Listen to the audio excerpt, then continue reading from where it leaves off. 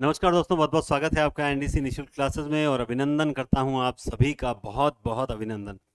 सबसे पहले जैसा कि आज आप देख रहे होंगे कि पीछे थोड़ा कुछ चेंज नज़र आ रहा है। सर आज पीपीटी वगैरह क्या हुआ, जितनी वो कहते हैं ना कि जितने दिल से हम प्रयास करते हैं, कई बार बाधाएं भी आती है, हमारी परीक्षा लेती है कि देखते हैं आज ये क्लास ले पाता है कि नहीं ले पाता। और ऐसा ही कुछ हुआ कि आज पीपीटी तैयार नहीं हुई थी और अभी तक भी पीपीटी तैयार नहीं हुई है। लेकिन फिर भी आपको क्लास देनी जरूरी थी और कंटेंट बढ़िया होना चाहिए।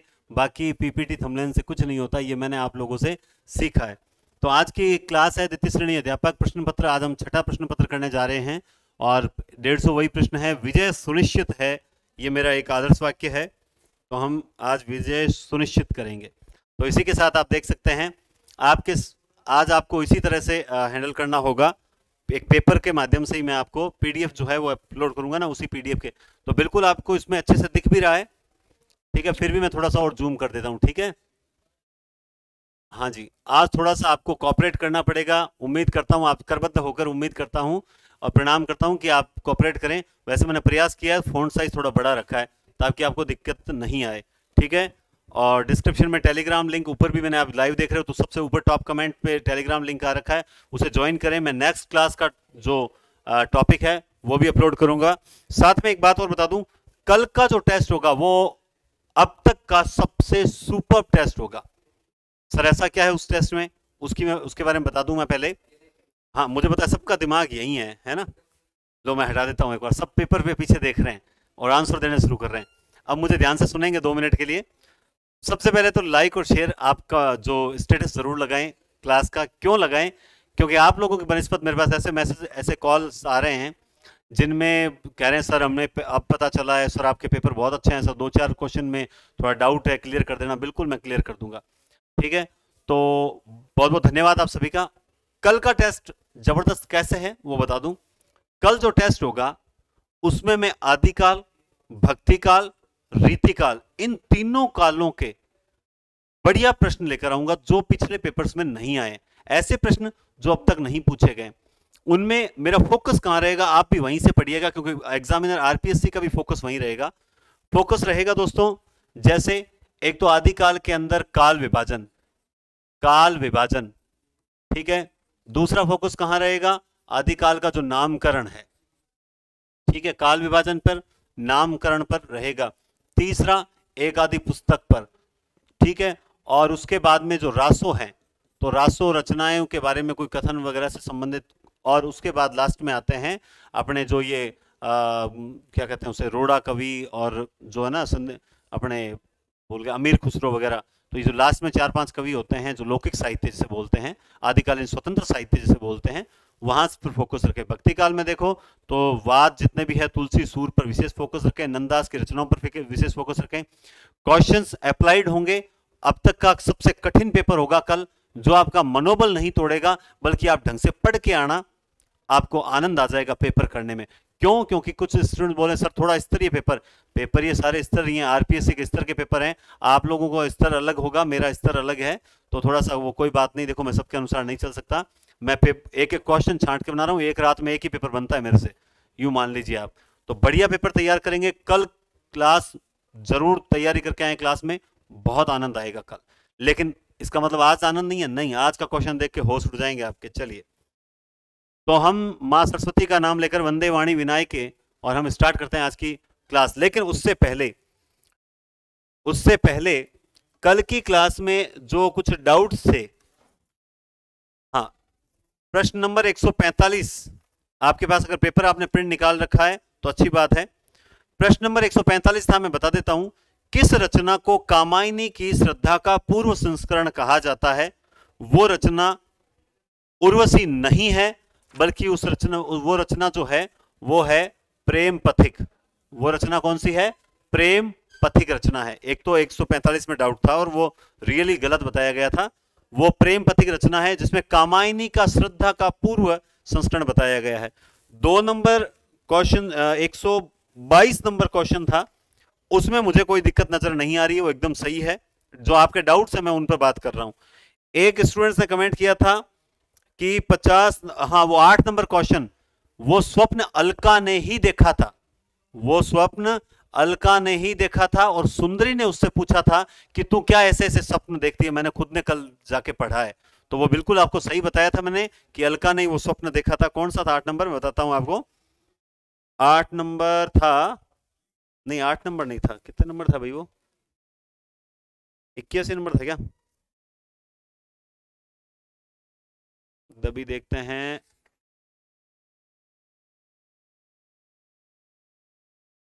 पता नहीं कौन सी संख्या है वो, कुल मिला के वो जो स्वप्न था वृक्षपात, एकदम वृक्ष उखड़े हुए वृक्ष वगैरह, तो वो जो स्वप्न था वो किसने देखा था? अलका ने ही देखा था। एक प्रश्न था 50 नंबर, आज का कामोत्सव इस भवन का सबसे बड़ा उत्सव होगा, इसका राइट उत्तर जो है वो सुंदरी होगा। ठीक है, मैंने इसमें श्वेतांग बता दिया था जो कि गलत है, और मुझे गलती एक्सेप्ट करने में कोई दो राय नहीं है। कुछ स्टूडेंट सर क्या गलत बता रहे हो? देखो भाई, 2 या 3 प्रश्न में किताबों में कई बार देखने में भूल हो जाती है, इंसान है, मानवीय भूलें हैं। तो मैं बता रहा हूं कि 2-3 प्रश्न है, अगर आपको श्योर, ये अच्छी बात है ना कि आप गलती पकड़ रहे हो, इसका मतलब आप पढ़ रहे हो ढंग से, ये अच्छी बात है। तो याद रखें, आज का कामोत्सव इस भवन का सबसे बड़ा उत्सव होगा, ये कथन जो है, ये कथन सुंदरी का है। इसके अलावा 81 है कि निम्नलिखित में से इस कथन की रस की व्याख्या। ये देखो, मतलब थोड़ा सा क्वेश्चन इसमें आस्वाद भी नहीं होता है, आस्वाद्य होता है, और रस काव्य की शोभा नहीं बढ़ाते, क्योंकि वो तो अलंकार, बिल्कुल ये सही कमेंट किया था, तो इस पर भी है। एक कथन और है, हाँ, वो गांव वाला जो प्रश्न था कि उसका कौन सा गांव है, प्रश्न संख्या है वो 127, मुंजा किस गांव का था? वो था बाड़ेचा गांव का। मुंजा जो था वो था बाड़ेचा गांव। ये प्रश्न मैंने खुद नहीं बनाए थे, लेकिन इसमें मैंने उत्तर नहीं लगाए, और जो टाइप करने वाले ने शायद, मुझे लग रहा है कि उस वक्त हमें उत्तर लगा के दे दिए थे कि सही लगाए, कि हमने चेक किए तो हमें लगा कि सही लगाए हुए होंगे, हमारे लगाए हुए हैं, तो यूं करके होगी गलती। और 122 हो गए, 81 हो गए, बस इतने ही प्रश्न हैं जिनमें डाउट था और वो मैंने आपको बता दिए हैं। ठीक है, तो जहां भी कोई गलती होगी मैं जरूर आपको बता दूंगा, इसमें कोई दिक्कत नहीं होगा, कोई दिक्कत नहीं होगी, है ना? ठीक है, चलिए, तो अब हम आज के क्लास की स्टार्ट करते हैं, आज की क्लास स्टार्ट करते हैं। ठीक है, ओके ओके। सबसे पहला प्रश्न आप देख सकते हैं, बहुत ही जबरदस्त प्रश्न है। और क्या प्रश्न है आपके सामने कि आचार्य शुक्ल ने हिंदी का प्रथम मौलिक नाटक, जो मौलिक उपन्यास, सॉरी नाटक नहीं है, मौलिक उपन्यास माना है। अच्छे से दिखाई दे रहा है ना? कोई दिक्कत तो नहीं आएगी भैया? आपको अच्छे से दिखाई दे रहा होगा। देखो, बाद में कुछ नहीं होगा, बाद में क्वालिटी थोड़ी सी बढ़ा लिया करो कई बार। अब डाटा खत्म हो तो रिचार्ज तो मैं नहीं करवा सकता। आचार्य शुक्ल ने हिंदी का प्रथम मौलिक उपन्यास किसे माना है? तो बताओ, देखिए फटाफट आंसर दो, क्या आंसर होगा इसका? राइट आंसर आपने दे दिया होगा, राइट आंसर होगा परीक्षा गुरु, परीक्षा गुरु। दूसरा प्रश्न आप देखिए, आधुनिक हिंदी नाटक का जनक तथा हिंदी नवजागरण का अग्रदूत, आधुनिक हिंदी नाटक का जनक कौन माना जाता है और हिंदी नवजागरण का अग्रदूत किसे कहा जाता है? बहुत ही बढ़िया प्रश्न है, इसका उत्तर आप बताएं। देखें, शानदार प्रश्न है। आधुनिक हिंदी नाटक का जनक तथा हिंदी नवजागरण का अग्रदूत कौन है? तो वो है दोस्तों, आपने उत्तर बता दिया होगा, भारतेंदु हरिश्चंद्र।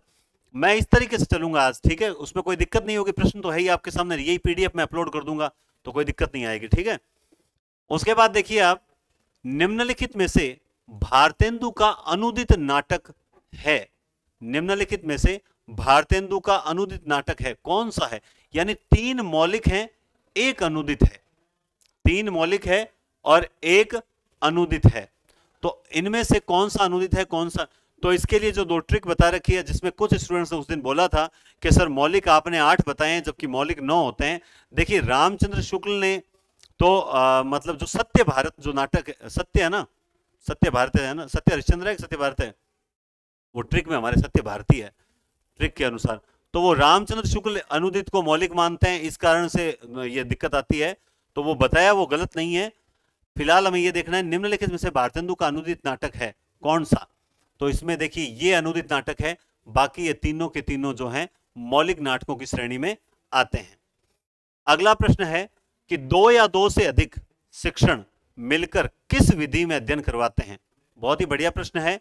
2 या 2 से अधिक शिक्षक है ये, 2 या 2 से अधिक शिक्षक मिलकर किस विधि में अध्ययन करवाते हैं? व्याख्यान विधि, दल शिक्षण विधि, श्रुतिलेख विधि या प्रदर्शन विधि, किस विधि में करवाते हैं? तो आप सबको पता है कि कौन कौन सी विधियां मैंने आपको टॉपिक में दी थी, उस विधि के अकॉर्डिंग जहां 2 या 2 से अधिक शिक्षक मिलकर अध्ययन करवाते हैं, वो विधि कौन सी है?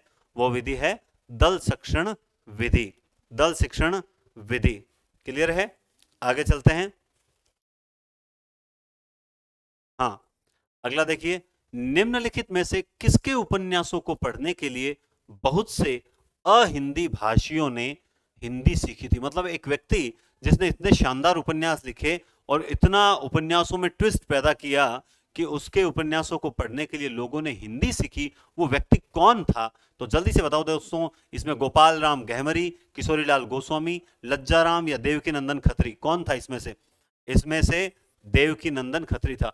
आज के पेपर की खास बात यह भी है कि आज के पेपर में एक भी गलती नहीं हो। मैंने ऐसा प्रयास किया, अलग मैं रोज करता हूं प्रयास, लेकिन आज जहां तक मैंने मतलब बढ़िया तरीके से पेपर को रीड किया, मैंने कहा मेरी तरफ से कोई गलती ना रह जाए, और उम्मीद करता हूं आज एक भी गलती नहीं रहेगी, है ना। चलिए आगे चलते हैं। तो इसका राइट आंसर होगा देवकी नंदन खत्री के जो उपन्यास थे उनको पढ़ने के लिए अहिंदी भाषियों ने भी हिंदी सीखी थी। किशोरीलाल गोस्वामी के उपन्यास हैं कौन से? सुल्ताना रजिया, मल्लिका देवी, लखनऊ की कब्र, या ये सभी? बताइए कौन सा किशोरीलाल गोस्वामी के अगर उपन्यास आपने पढ़ रखे हैं तो इनमें से कौन सा उपन्यास किशोरीलाल गोस्वामी का है? तो देखो, सुल्ताना रजिया, लखनऊ की कब्र, मल्लिका। तो सुल्ताना मल्लिका 2 बहनें थी जो लखनऊ की कब्र में साथ साथ रहती थी, ये सभी, यानी कुल मिला के ये सभी किशोरीलाल गोस्वामी के उपन्यास हैं। उसके बाद आप देखिए, अगला प्रश्न है, कौन सा क्रम सटीक नहीं है? अब की बार विलोम, हम क्या पढ़ रहे हैं? विलोम शब्द। विलोम शब्द में एक गलत है, बाकी 3 सही है। नंबर 1 कठोर कोमल, नंबर 2 पंडित विद्वान, नंबर 3 धनात्मक ऋणात्मक, नंबर 4 दाखिल और खारिज। दाखिल और खारिज, बताइए देखिए इसमें कौन सा सही नहीं है? जल्दी से बताओ। देखें, बता दिया होगा अब तक आपने। कठोर का कोमल होता है, धनात्मक का ऋणात्मक होता है, दाखिल करना खारिज करना, लेकिन पंडित और विद्वान तो एक ही चीज हो गई ना। तो इसका राइट आंसर क्या हो जाएगा? बी हो जाएगा। इसका राइट आंसर क्या हो जाएगा? इसका राइट आंसर बी, है ना। मैं इतने सारे लाल लगाऊंगा तो आप कंफ्यूज हो जाओगे, मैं सिर्फ उत्तर पे ही लगाऊंगा इस बार, ठीक है। आगे चलते हैं। देखो, आज आपको थोड़ा कोऑपरेट करना ही पड़ेगा। आप कई फिर भी कमेंट करेंगे, सर ये तो समझ नहीं आ रहा, इसको ये बड़ा करो और एक एक पढ़ाओ और यूं करो। मैंने सीधा से एक बोल दिया, समायोजन, एडजस्टमेंट करें आज, और कोई ऑप्शन नहीं है। मुझे क्लास देनी थी किसी भी कंडीशन पे, मैंने 4 बजे तक उनका वेट किया, पीपीटी आ जाए तो बढ़िया, 5 बजे तक किया, पीपीटी नहीं आई। अंत में मुझे कोई ना कोई हथियार हाथ में रखना था। मैंने कहा देखा जाएगा, जब जिस दिन आंसर की आती है, अपने पेपर देख के आते हैं, उस दिन रात को सब पेपर से ही तो करवाते हैं। तो आप कंटेंट मुझे बढ़िया लगा, इसलिए मुझे क्लास मिस नहीं होनी चाहिए, आपकी नियमितता नहीं टूटनी चाहिए, इसलिए मैं क्लास लेकर आया हूं, उसका फायदा उठाएं। तो पुरोगामी का विलोम क्या होगा? पुरोगामी का विलोम क्या होगा? क्वेश्चन नंबर 8 बताएं। देखें, पश्चिगामी, ऊर्ध्वगामी, पतनगामी या अपूर्ण? जल्दी से बताएं। बहुत ही बढ़िया विलोम शब्द लेकर आया हूं, एक एक चुनिंदा प्रश्न है। तो इसका राइट आंसर हो जाएगा पश्चिगामी। कौन सा हो जाएगा? पश्चिगामी। किस क्रम में विलोम शब्द उचित नहीं है? निंद्य, स्तुत्य, पतिव्रता, कुलटा, पारितोष, संतोष, नत, उन्नत। जिसमें कोई गलत है, एक गलत है, बताओ देखें कौन सा गलत है इसके अंदर, बताओ देखें। तो निंदा करना, स्तुति करना, पतिव्रता होती है एक स्त्री और एक उल्टा होती है, एक नत एक उन्नत, पारितोष उपहार और संतोष, ये जो है ये इसका गलत आंसर, यानी इसका राइट आंसर क्या हो जाएगा? सी हो जाएगा। क्लियर है? आगे चलते हैं। वैसे ये तरीका है तो बढ़िया। अरे आगे मत जा भाई, पीछे आ। हाँ, ये यहां तक हो गया ना? नहीं नहीं हुआ नहीं, यहां है ना 10 नंबर पे, ठीक है। किस क्रम में, थोड़ा सा बड़ा करूं और ये लो, मेरे से जितना हो सकता है मैं आपको सूटेबल सिचुएशन उपलब्ध करवा दूंगा। किस क्रम में यथार्थ का विलोम नहीं है? बहुत ही बढ़िया प्रश्न है, क्योंकि मैं ये सारे टेस्ट जो हैं वो ऑफलाइन में लेता हूं, ऑफलाइन में दोपहर में लेता हूं, और शाम को उनको कहता हूं कि आप की भी देखिएगा ताकि इनकी व्याख्या भी हो जाएगी। अब जो वैल्यू समझते हैं वो टेस्ट देने भी आते हैं ऑफलाइन, और कईयों की प्रॉब्लम आ जाती है, कोई बात नहीं, चलता है। अब आप इसको व्यंग्य समझें या कुछ भी समझें, बाकी टेस्ट देने आना चाहिए था। हाँ, किस क्रम में यथार्थ का विलोम नहीं है? आदर्श, कल्पित, मिथ्या, सत्य। आदर्श, कल्पित, मिथ्या, सत्य। तो जल्दी से बताओ इसमें कौन सा विलोम नहीं है। ये पूछ रहा है नहीं है, तो इसका मतलब मिथ्या, आदर्श, कल्पित। राइट आंसर होगा सत्य। राइट आंसर क्या होगा? सत्य। संपूर्ण पाठ्यक्रम के जब भी मैं टेस्ट लूंगा ना, उस दिन बीकानेर में फ्री रखूंगा, वो टेस्ट एकदम फ्री रखूंगा, उसका कोई चार्ज नहीं लिया जाएगा, ठीक है। और जो आना जाना होगा वो तो खर्चा लगेगा ही लगेगा। और उस दिन पेपर पहले से रीड करके और आंसर की वगैरह तैयार रखेंगे। उसी वक्त जाते हुए आंसर की तो नहीं देंगे, आंसर की नहीं देंगे। क्या सर आपने पहले भी लेट देते थे? हाँ भाई, अब लेट हो जाती तो हो जाती है, क्या कर ले, है ना। वो आंसर की नहीं देंगे, आंसर की रात को ही बताएंगे इसी तरह से। लेकिन रिजल्ट उसी दिन तैयार करेंगे। और की एकदम सॉलिड 150 क्वेश्चन फाइनल ओके करेंगे। और आप जब शाम को पेपर देने आओगे तो पेपर हल करवाने के लास्ट में जो टॉप 3 होंगे उनका रिजल्ट अनाउंस किया जाएगा। तो वो 3 टेस्ट जो हैं या फिर लास्ट एक टेस्ट है, उसकी सूचना मैं ग्रुप में डालूंगा। तो जो बीकानेर से हैं और बीकानेर के आसपास के गांवों से हैं, उनसे मेरा अनुरोध है कि मैं कोई पेपर के एक दिन पहले नहीं लूंगा, मैं भी 12-13 तारीख तक आसपास लूंगा। तो 7-8 दिन पहले एक प्री सेकंड ग्रेड देने के लिए जरूर आएं, एकदम परीक्षा का माहौल पाएं और आकर पेपर देख के देखें कि आप वास्तव में उस दिन आप पेपर देते हो। उस दिन मैं हिंदी का लूंगा और केवल हिंदी का 150 क्वेश्चन का। अगर उस दिन आप 140-45 सही करके जाते हो मेरे बनाए हुए पेपर, क्योंकि मेरे बनाए हुए पेपर यही हैं। पीछे बहुत मैनेजमेंट के कमी के कारण मैं थोड़ा सा पिछड़ गया था, लेकिन अब मैं रिकवर भी कर चुका हूं और आप लोगों का सहयोग भी बना है। तो उस दिन आप जरूर देख के जाना पेपर, बहुत आनंद आएगा। और शाम को आंसर की देखेंगे और टॉप कौन आते हैं उनको कुछ इनाम की घोषणा करेंगे, तो फिर देखेंगे, है ना। चलिए, उपत्यका का विलोम क्या होता है? बताओ। देखें, उपत्यका का विलोम क्या होता है? राइट आंसर क्या होगा? बंजर, उर्वर, ऊसर या आदित्यका? जल्दी से बताओ। देखें क्या होता है उपत्यका का विलोम। तो उपत्यका का विलोम होता है आदित्यका। क्या होता है? आदित्यका।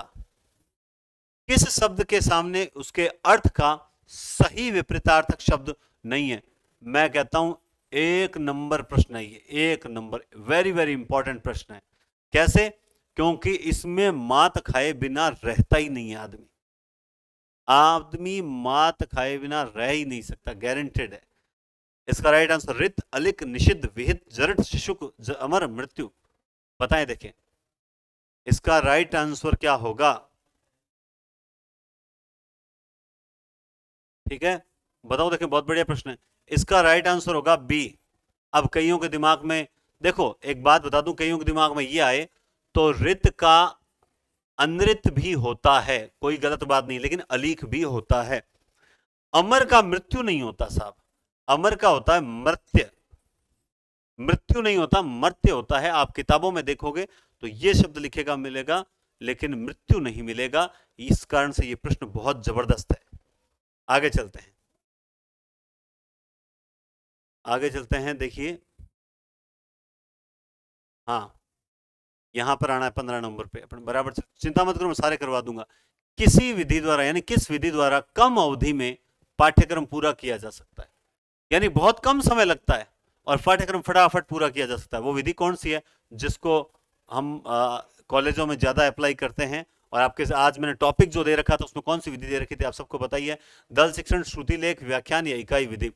इसमें से आधे आंसर इकाई की ओर जाएंगे, मगर राइट उत्तर क्या होगा? व्याख्यान विधि। क्या हो जाएगा? व्याख्यान विधि। किस शब्द के सामने उसके, ये तो हो चुका है। व्याख्यान विधि का गुण नहीं है भाई, एक गुण है जो व्याख्यान विधि का नहीं है। कौन सा? कम खर्चीली, श्रवण क्षमता का विकास, चिंतन शक्ति का विकास, सैद्धांतिक पक्ष के विकास हेतु उत्तम। बताओ कौन सी विधि है, मतलब इसमें से कौन सा गुण इसका नहीं है? तो ये तो बात सही है, कम खर्चीली है। और बताओ, देखें आप आंसर तो फटाफट देखें। चिंतन शक्ति का विकास, सैद्धांतिक पक्ष के विकास हेतु उत्तम, श्रवण क्षमता का विकास। ये सैद्धांतिक पक्ष के लिए उत्तम नहीं है, क्योंकि ये सिर्फ मतलब एक अनौपचारिक रूप से, अनौपचारिक तो नहीं कहेंगे, इसमें केवल व्यवहारिक पक्ष काम करता है। ठीक है, आगे चलते हैं। श्रुति लेख लिखवाने से पहले शिक्षक द्वारा विद्यार्थियों को पाठ्य सामग्री पढ़ाकर आने का निर्देश किस मतलब आप श्रुति लेख करवा रहे हो, उससे पहले ही बच्चों को पाठ्य सामग्री पढ़कर आने का निर्देश किस स्तर पर दिया जाता है? प्रारंभिक, माध्यमिक, उच्च माध्यमिक या उपयुक्त में से कोई नहीं? जल्दी से बताओ। देखें, ये तो शिक्षण विद्या तो स्टूडेंट्स का रटी हुई है, फिर भी मेरा विचार है करवाने का। सर कब करवाओगे? अरे सब हो जाएगा, मस्त होके चिल होके तैयारी करो बढ़िया तरीके से। आपको देखो, आप सोच के अगर देख रहे हो तो मैं एक बीच में 1 सेकंड के लिए लूंगा समय, आप नोटिस कीजिए। देखो, जो आज नए आए हैं उनको विशेष रूप से सुनना चाहिए, और जो पुराने स्टूडेंट कंटिन्यू 5-6 पेपर कर चुके हैं उनको पता ही है। उनको देखो, सबसे पहले हमने आदिकाल एक बार रिवीजन कर लिया। लोग कहते हैं रिवीजन करना नहीं आता है, ढंग से करे। हमने भक्ति काल कर लिया एक बार रिवीजन, भाई ईमानदारी से किया उसकी बात कर रहा हूं, बाकी किताब लेके बैठने वालों की बात नहीं कर रहा हूं मैं। रीतिकाल का एक दिन टेस्ट हो गया, अपना तीसरा टेस्ट रीतिकाल का था। चौथा टेस्ट जो लिया था मैंने भारतेंदु और द्विवेदी का लिया था, तो ये रिवीजन हो गया। उसके बाद मैंने पूरा आधुनिक काल का टेस्ट ले लिया, ठीक है। आज मैं ले रहा हूं गद्य विधाओं का टेस्ट, समझ रहे हो बात को? तो ये तो हो गए कितने? 6। अब कल मैं आदि, ठीक है, भक्ति काल और रीति काल के 60 क्वेश्चन मैंने, 60 नहीं बल्कि 65 से 70 क्वेश्चन मैंने गिन के उसमें ऐड किए हैं। और आज कल रात को 12 बजे के बाद कंटिन्यू मैंने आज दोपहर 12 बजे तक फाइनल किया जाकर पेपर, ठीक है। तो तीनों, अब कल मैं इन तीनों कालों का एक साथ रिवीजन करवा दूंगा, तो हो गया। कल तारीख कितनी है? 8 तारीख को ये हो गया, 7वां टेस्ट है कल। उसके बाद मैं अगला जो टेस्ट लूंगा उसमें आधुनिक काल और गद्य विधाएं, ये दोनों एक साथ ले लूंगा। अगला जो टेस्ट होगा आधुनिक और गद्य विधाएं, 9 तारीख वाला टेस्ट आधुनिक और गद्य विधाएं दोनों का साथ में हो जाएगा। तो 2 बार भाई साहब मैंने रिवीजन करवा दिया सिलेबस का। क्या बात कर रहे हो आप? अगर ढंग से अगर पढ़ा है कंटिन्यू तो 2 बार मैंने रिवीजन करवा दिया। इसके साथ ही यही नहीं, जब टेस्ट आएगा आधुनिक गद्य विधा, कल वाले टेस्ट में व्याकरण के कुछ टॉपिक बच गए थे, जैसे तत्सम तद्भव वगैरह, वो मैंने अपलोड कर दिया ताकि व्याकरण सारी आ जाएगी कल कंप्लीट। अब जब आधुनिक गद्य विधा आएगी तो इसमें पूरी व्याकरण में से टॉपिक होंगे मिक्सअप, ठीक है। पूरे काव्य शास्त्र में से टॉपिक होंगे, आज भी काव्य शास्त्र के टॉपिक है मिक्सअप। तो ये व्याकरण काव्य शास्त्र से, और ये तो चलती रहेगी, और इसके बाद से शिक्षण विद्या भी कंटिन्यू चलती रहेगी। अब जब ये हो जाएंगे, यानी ये 7वां टेस्ट, ये 8वां टेस्ट, अब रहे 9वां, 10वां और 11वां, ये होंगे 3 मेजर टेस्ट, जो तीनों के तीनों संपूर्ण पाठ्यक्रम के, ये तीनों के तीनों क्या हो जाएंगे? संपूर्ण पाठ्यक्रम का टेस्ट हो जाएंगे। बात समझ आ रही है? ये तीनों के तीनों संपूर्ण पाठ्यक्रम के टेस्ट हैं। फिर से रिपीट कर देता हूं, जब आप इनमें एक बार फिर इनमें पढ़ के आओगे, एक बार फिर इनमें 11 तारीख तक आपका 3 बार साहित्य, व्याकरण, काव्य शास्त्र, शिक्षण विद्या, स्नातक A to Z मैंने 150 क्वेश्चन आपको 3 बार रिवीजन करवाया। मात्र 1 तारीख से लेकर 11 तारीख के बीच में पढ़ने का, युद्ध जीतने का एक तरीका होता है, एक रणनीति होती है। बिना रणनीति के युद्ध नहीं जीता जाता है। हमें इस मतलब एक सीने में आग रखनी चाहिए कि वास्तव में हम कर लेंगे। सर ने जो टॉपिक दिया हमें करना है 12 घंटे के अंदर अंदर। अगर हम 12 घंटे के अंदर अंदर उस टॉपिक को क्लियर कर रहे हैं तो निश्चित रूप से हम सफल हो रहे हैं। हम लगातार, कई बार कहते हैं कि एक टेस्ट में रिजल्ट कम आता है तो दूसरे में घबरा जाते हैं। अरे घबरा क्यों रहे हो? सीने में आग लगी होनी चाहिए सिलेक्शन की। साहब मुझे चाहिए सिलेक्शन, किसी भी कीमत पर मुझे सिलेक्शन चाहिए। मुझे अगर 8 घंटे से पार नहीं पड़ रही, मैं 10 घंटे पढ़ूंगा, 10 नहीं तो 12, 12 नहीं 14, 14 नहीं 16, लेकिन मुझे सिलेक्शन चाहिए। अगर ये जोश, जुनून और जिद है तो जीत हम दिलाएंगे आपको, लेकिन जोश, जुनून, जिद होना चाहिए। निश्चित रूप से हम सफल होंगे। तुम तो मेरे साथ चलते रहो बस। चलिए आगे चलते हैं। श्रुति लेख लिखवाने से पहले विद्यार्थियों को ये हमने पढ़ लिया, इसमें प्रारंभिक स्तर होता है। आगे चलते हैं। किस नाटककार के नाटक को हिंदी का प्रथम गीति नाट्य माना जाता है? मतलब सबसे पहले गीति नाट्य किसने लिखा था? तो आप बताओ, आप जानते हैं सबसे पहले गीति नाट्य किसने लिखा था? वो कौन सा था? एक घूंट था या नहीं था? बताओ, देखें था कि नहीं था। वो हैं जयशंकर प्रसाद, जयशंकर प्रसाद। अगला क्वेश्चन, आप देखिए, निम्नलिखित में से कौन सा नाटक प्रसाद द्वारा रचित है? ध्रुव स्वामिनी, प्रायश्चित, कल्याणी का परिणय, मुक्ति का रहस्य। बताओ, देखें इसमें से कौन से नाटक जयशंकर प्रसाद द्वारा रचित है? आज पीपीटी नहीं बनी, बाकी पेपर बहुत जबरदस्त। जैसे आप पीडीएफ में जब देखोगे ना, पेपर इतना मस्त पेपर बना है, और क्वेश्चन देखिए हर टाइप के क्वेश्चन लाया हूं मैं, है ना। तो इसमें देखिए ध्रुव स्वामिनी है, प्रायश्चित है, कल्याणी परिणय, ये नहीं है, चौथा नहीं है। तो ये किस सी 1 2 3 तीनों नाटक किसके हैं? जयशंकर प्रसाद के हैं। ठीक है, इधर आइए, शिक्षक केंद्रित पद्धति कौन सी है? जो शिक्षक केंद्रित है, छात्र केंद्रित नहीं है। आपको देखते ही पता लग गया होगा कि शिक्षक केंद्रित कौन सी है, व्याख्यान विधि है। अगला क्वेश्चन देखिए, मृदुला गर्ग द्वारा रचित कहानी है। ऑफलाइन स्टूडेंट्स अब देख रहे होंगे इसको, जो सुबह पेपर देखे गए हैं, कि 1900% तो हमारे पेपर में है ही नहीं, ये बिल्कुल उनके नहीं है, क्योंकि ये क्वेश्चन मैंने बाद में करेक्शन कर दिया था, तो रिपीट हो गए थे क्वेश्चन। तो मृदुला गर्ग द्वारा रचित, एक महिला, मृदुला गर्ग हो, मंजुल भगत हो, कृष्णा अग्निहोत्री हो, मन्नू भंडारी हो, एक ऐसी जो है उनका उषा प्रियवंदा हो, इनमें से किसी न किसी की रचना पूछी जाएगी। तो मृदुला गर्ग द्वारा रचित कहानी इनमें से कौन सी है? उसका विद्रोह, दर्द की मछली, तीसरी हथेली, बोलने वाली औरत। तो बहुत ही बढ़िया प्रश्न आपके सामने है, और इसका राइट उत्तर अब तक आपने दे दिया होगा, नहीं दिया तो बता दूं, मृदुला गर्ग की रचना है उसका विद्रोह। कौन सी रचना है? उसका विद्रोह, ये मृदुला गर्ग की रचना है। आगे चलते हैं,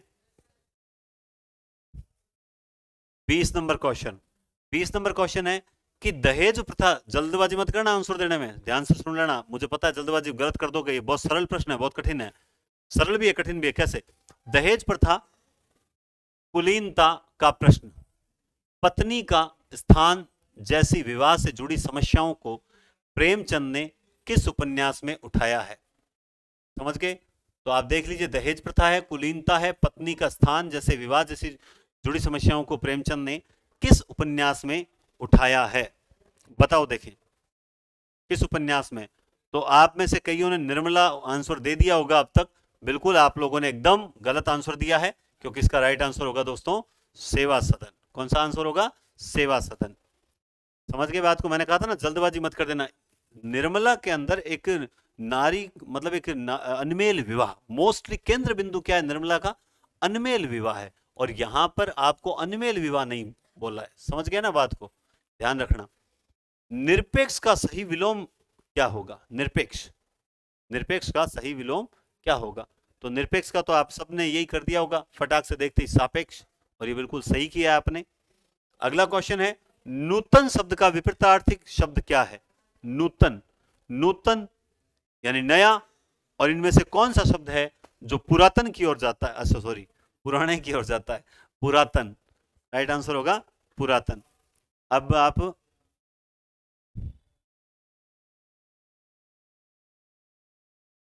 अच्छा इधर आगा, ठीक है, पहले अपने को उस साइड से ही करना पड़ेगा, क्योंकि ये एक प्रश्न है जो ऊपर नीचे है। चलिए, किस क्रमांक के विलोम शब्द नहीं है? स्वजन, दुर्जन, सृजन, संहार, संक्षेप, विस्तार, चित्कार, सित्कार। बताओ देखें कौन सा होगा? स्वजन, दुर्जन, सृजन, संहार, संक्षेप, विस्तार, चित्कार, सित्कार। अब एक बात सोचो, मैं अक्सर हर पेपर में एक बात बताता हूं, आपको नहीं पता कि चित्कार सित्कार राइट आंसर है या संक्षेप विस्तार नहीं, लेकिन अगर आपको ये तीन पता है कि साहब ये तीन तो एकदम सही है, तो फिर अपने आप गलत आंसर निकल के आ जाता है। आप बाकी तीन में डैम श्योर हो जाओ कि ये तीन तो नहीं हो सकते, फिर आप चौथा कर दो, आपका सही होगा। कंकाल तितली निम्नलिखित में से किस लेखक के उपन्यास है? अपने को रट्टे हुए पड़े हैं सबके, कंकाल तितली इरावती, कंकाल तितली इरावती, किसके हैं भाई? ये आंसर तो सबके सही आया होगा। ए, मैं कमेंट बॉक्स में देखता हूं, अगर एक ही आंसर कंटिन्यू आता है ए सी इस प्रकार, तब तो ठीक रहता है, वरना गड़बड़ हो जाती है। ठीक है ना? आगे चलते हैं। अब ये 25 नंबर क्वेश्चन देखिए,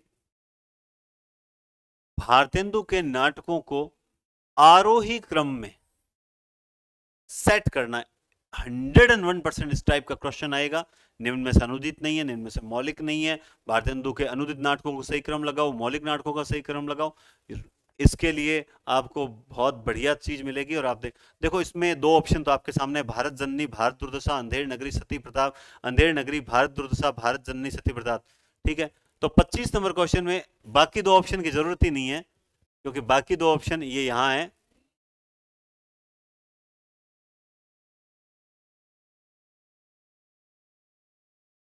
कहां चले गए? हाँ ये रे,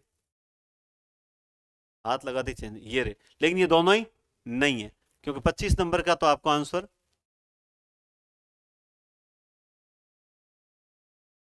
भैया मेरे राखी के बंधन को निभाना, फिलहाल तो तू धीरे धीरे आ। हाँ देखो फिर चला जाता है। क्या सर थे ही या नहीं, मानो को नहीं, इन धीरे धीरे ले लो। हाँ ये लो, ये लो भाई।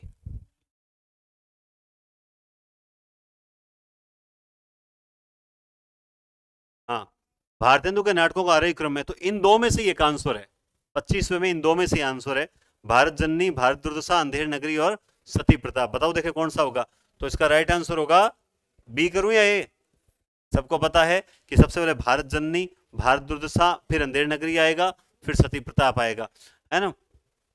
देखो भारत दुर्दशा कब का है, 80 का।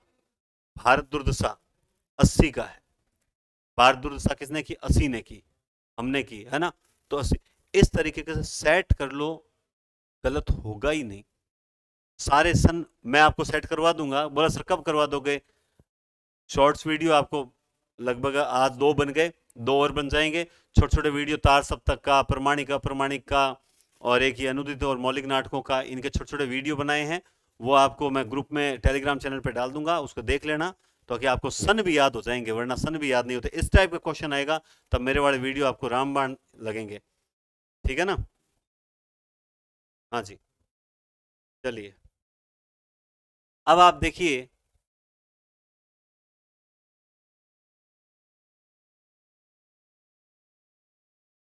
हाँ ये हो गया ना 26 नंबर। 26 नंबर क्वेश्चन आप देखो। किस विधि में छात्रों की व्यक्तिगत भिन्नताओं पर ध्यान नहीं दिया जाता है। एक ऐसी विधि जो छात्रों की व्यक्तिगत भिन्नताओं की ओर ध्यान नहीं देती। 26 नंबर क्वेश्चन में क्या होगा, जल्दी से बताओ देखें। व्यक्तिगत, भाई बच्चे क्या कर रहे हैं, उनकी भिन्नताओं, उनके निजी समस्याओं से कोई लेना देना नहीं होता। वो विधि होती है व्याख्यान विधि। कौन सी होती है, व्याख्यान विधि। भाषा शिक्षण में वर्तनी संबंधी अशुद्धियों के निराकरण में उपयोगी कौन सी है। बच्चा वर्तनी संबंधी अशुद्धियां कर रहा है, उसके निराकरण के लिए हम किस विधि की आवश्यकता पड़ती है। अनुकरण, गृह कार्य, श्रुतिलेख, व्याख्यान। तो राइट आंसर क्या हो जाएगा, आप बताओ देखें जल्दी से। बता दिया सबने, राइट आंसर हो जाएगा श्रुतिलेख। क्या हो जाएगा, श्रुतिलेख। ठीक है, आगे चलते हैं। 28 नंबर क्वेश्चन। तमाम आलोचनाओं के बावजूद अपनी लोकप्रियता व आवश्यकता के कारण निम्न में से कौन सी पद्धति आज भी सबसे ज्यादा प्रचलित है। बताओ देखें। मतलब इतनी आलोचनाएं होती है लेकिन फिर भी अपनी लोकप्रियता व आवश्यकताओं के कारण आज भी प्रचलित है, वो विधि कौन सी है, व्याख्यान विधि। अब जो नए कैंडिडेट्स आए हैं चैनल पर वो ये सोच रहे होंगे सर क्या एक ही एक विधि के क्वेश्चन ले आए, सारे मिक्सअप लाने चाहिए थे। भैया मेरे ध्यान दे, बहना मेरी ध्यान देना कि हमने टेलीग्राम चैनल पे हम टॉपिक बताते हैं एक दिन पहले, उसके बाद टेस्ट लेते हैं। तो आज हमने 5 जो शिक्षण विधियां चुनी थी उसमें एक विधि यही विधि है, दूसरी थी दल शिक्षण विधि। ठीक है, तो राइट आंसर इसका होगा। ठीक है, आगे चलते हैं। 29 नंबर क्वेश्चन देखिए आप लोग। निम्न में से कौन सी विधि बाल केंद्रित शिक्षा की अवधारणा के प्रतिकूल है।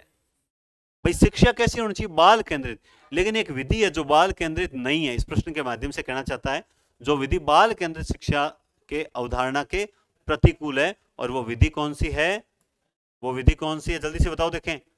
लॉक कर रहा हूं, वो विधि है व्याख्यान विधि। ये शिक्षक केंद्रित है, बाल केंद्रित नहीं है। आगे चलते हैं। 30 नंबर क्वेश्चन आप देखिए। 30 नंबर क्वेश्चन। निम्नलिखित में से हिंदू मुस्लिम एकता को प्रतिपादित करने वाला कौन सा नाटक है। एक ऐसा नाटक जिसमें हिंदू मुस्लिम एकता है। एक ऐसा प्रश्न जरूर आएगा जिसमें भारत पाकिस्तान के विभाजन की समस्या हो, चाहे हिंदू मुस्लिम एकता हो, इस टाइप का कोई नाटक जरूर पूछा जा सकता है। तो आप बताएं देखिए कौन सा है वो नाटक जो इसमें हिंदू मुस्लिम एकता को प्रतिपादन किया गया। वो नाटक है दोस्तों रक्षाबंधन। कौन सा नाटक है, रक्षाबंधन। समझ आ गई बात। आगे चलते हैं। 1 इंच मुस्कान उपन्यास किसके संयुक्त प्रयासों से लिखा गया था। राजेंद्र यादव, मन्नू भंडारी, राजेंद्र यादव, मृदुला गर्ग, राजेंद्र यादव और उषा प्रियवंदा। जल्दी से बताओ। तो आप सब ने इसका उत्तर दे दिया होगा, उपयुक्त सभी, है ना। दे मत देना, उपयुक्त सभी, प्रश्न को देख के देना। तो आप जानते हैं कि राजेंद्र यादव और मन्नू भंडारी ने ये उपन्यास मिलकर लिखा था। आगे देखिए, सर्वेश्वर दयाल सक्सेना द्वारा रचित, सर्वेश्वर दयाल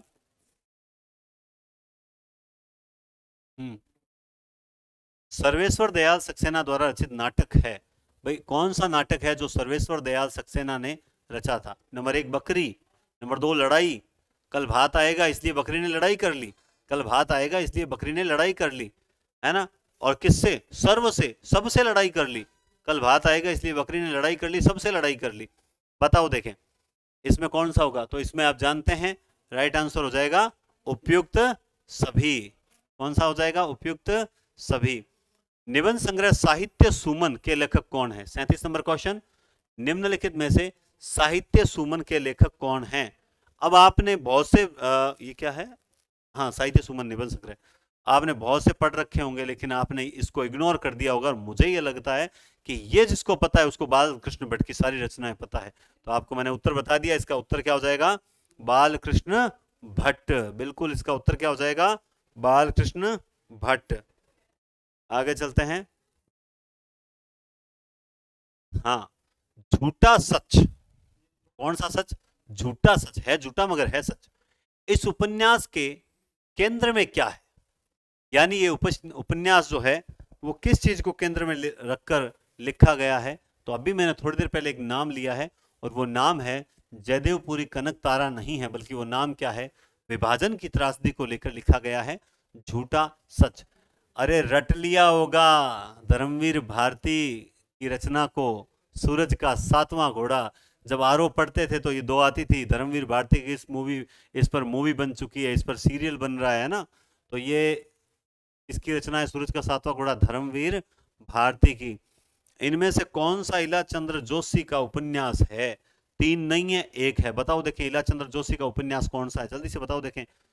देखो आप जानते हैं, आपने बता दिया होगा अब तक, त्यागपत्र, सुनीता कल्याणी, है ना, सुखदा क्षणदा, ये सारी तीनों रचनाएं तो जैनेन्द्र की नहीं है क्या? तीनों जैनेन्द्र की है क्या? सुनीता तो जैनेन्द्र की है। चलो मुक्ति पथ जो है ना, मुक्ति बोध नहीं, ध्यान रखना ये कंफ्यूज कर सकता है। मुक्ति पथ इलाचंद्र जोशी का उपन्यास है। जैनेन्द्र कुमार के उपन्यास बताओ। अभी मैंने नाम लिया तो एक तो सुनीता आपको दिख गई होगी, लेकिन साहब ये जैनेन्द्र के उपन्यासों को क्रम से सेट करने के लिए बोल रहा है। अब बताओ देखें क्रम से कैसे सेट करोगे? तो क्रम से सेट करो, बताओ देखें।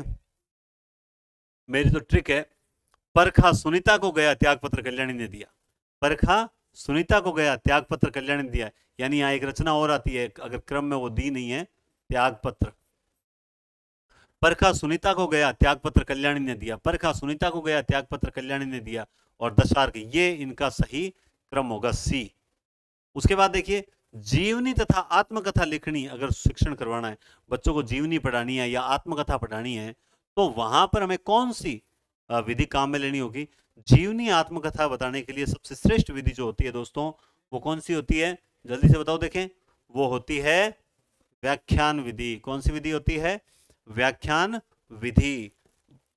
देखो आनंद लिया करो पढ़ते समय, और किसी को लगता होगा कि इन क्लासेस का फायदा नहीं है, अगर फायदा नहीं होता तो लगातार व्यूअर्स और घंटेों की क्लास बढ़ रही है, और एवरेज बच्चे जो एवरेज है ना, इतने जने देख रहे हैं, उनमें एवरेज भी बहुत अच्छी निकल रही है क्लासेस की। इसका मतलब ये क्लासेस, मुझे ऐसा फिर कहता हूं, मुझे ऐसा लगता है आपको इन क्लासेस में से 100 के करीब क्वेश्चन मिलेंगे। ये जो 15-16 क्लास दूंगा टोटल में, 11 तो पेपर है, उसके बाद कुछ एक्स्ट्रा क्लासेस और हैं, कुछ शिक्षण विधियों की वगैरह की, तो उनमें से 100 क्वेश्चन प्लस निकल जाएंगे ना। तो साहब सोचो 120-30 वाले का तो सिलेक्शन है, 30 तो मान ही लो सिलेक्शन। बाकी तो देखो आप इसको कितना सीरियस लेते हो वो तो आप जानो। ये हो गई इलाचंद्र जोशी, हो गई जीवनी, हो गई, हाँ 35 नंबर। निम्नलिखित में से कौन सा नाटक कालिदास के चरित्र से संबंधित नहीं है? देखो बहुत इंपॉर्टेंट, मैं अक्सर पढ़ाते समय, आपने ऑफलाइन वालों को याद होगा, कमेंट में एक बात बोलता था, मैंने कहा भाई गांधी के जीवन से कौन सा संबंधित है, कौन सा नहीं है ना, विभाजन की त्रासदी को लेकर कौन सा है नहीं है, या फिर मान लो नारी चित्रण को लेकर कौन से नहीं, इन चीजों पर एक आध पूछा जरूर जाता है। अब तो कालिदास के चरित्र से संबंधित नहीं है, तो बताओ देखो कौन सा नहीं है? एक ऐसा है जो इसमें कालिदास का चरित्र है, कंधे पर बैठा था सांप, ये भी कालिदास का चरित्र है, आषाढ़ का एक दिन कालिदास का चरित्र है। ये शकुंतला की अंगूठी में कालिदास का चरित्र नहीं है। अब मैं गारंटी से बोल रहा हूं कि दुष्यंत और शकुंतला नाम आता है तो कालिदास का नाम आता है, और जहां कालिदास का नाम आता है वहां सोचेंगे नहीं यार शकुंतला तो थी, जबकि ये एक ही नहीं है, बाकी दोनों तीनों है। समझ गए बात को? आगे चलते हैं।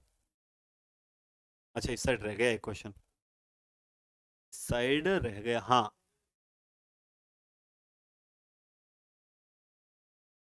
ये हो गया जीवनी 39 नंबर हो गया। 40 नंबर ये क्वेश्चन था, कनक शब्द किस अर्थ में प्रयुक्त होता है? कनक शब्द किस अर्थ में प्रयुक्त होता है बताओ देखें, किस अर्थ में प्रयुक्त होता है? कनक, सोना, दांत, सेना, दुबला।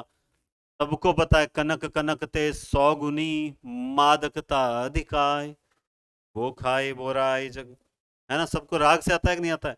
क्या गुरुजी मान दो बिना राग आवे तो पार पड़ जाई, राग थे ही काट लो, रागोड़िया करें बिना ही जा भाई। हाँ 41 नंबर क्वेश्चन, एक तो ऐसे क्लास जल्दी होती है क्योंकि उसमें बार बार पीपीटी चेंज नहीं करनी पड़ती। खल का समानार्थी शब्द नहीं है, खल, खड़ कौन है बोलो? खल है, खल का समानार्थी शब्द नहीं है, जल्दी से बताओ देखें। दुष्ट धतूरा धरती खर, दुष्ट धतूरा धरती खर, तो इसका राइट आंसर क्या हो जाएगा? धरती या पृथ्वी। बाकी तीन खल के पर्याय समानार्थी हैं, ये समानार्थी नहीं है। हंस शब्द किस अर्थ में प्रयुक्त नहीं होता है? हंस शब्द किस अर्थ में प्रयुक्त नहीं होता है बताओ देखें। भाई हंस का सूर्य आपने पढ़ा होगा, मराल आत्मा ये पढ़ा होगा, लेकिन चंद्रमा अपना नहीं पढ़ा होगा, है ना? प्रयुक्त नहीं होता है हंस का, तो हंस का तो हिसाब से सही है चंद्रमा ही होगा, सूर्य मराल आत्मा, हाँ सही है। वो कल वाली बात है, पहले श्यामांग और अलका कंफ्यूज कर रहे थे, है ना?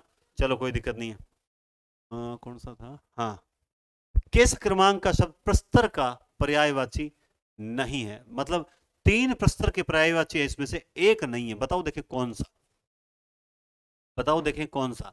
तो इसका राइट आंसर हो जाएगा, देखो उत्पल नहीं होता, उपल होता है, उत्पल नहीं होता है, ठीक है? किस क्रमांक का शब्द शेर का पर्यायवाची नहीं है? तीन शेर के पर्यायवाची हैं, एक नहीं है, इनमें से बता दो कौन सा नहीं है। जल्दी से आपने बता दिया तो आपको मिलेंगे किंकर। क्या उत्तर है? किंकर, ठीक है,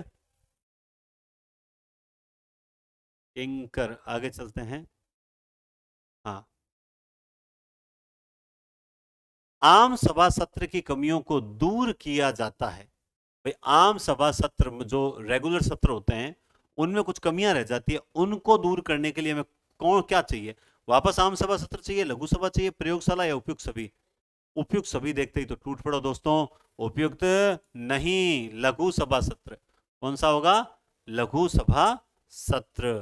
किस विधि में भावात्मक और कौशलात्मक पक्ष पर कम बल दिया जाता है? बिल्कुल भी बल नहीं दिया जाता है, एकदम 0% बल दिया जाता है। और ये मैंने कल ही पढ़ाई थी शिक्षण विधियां, अगर आप लोग में से ध्यान होगा ऑफलाइन वालों को, कि मैंने कहा था कि इसमें व्याख्यान में भावात्मक और कौशलात्मक पक्ष पर बल बिल्कुल भी नहीं दिया जाता है। तो वो कौन सी विधि है?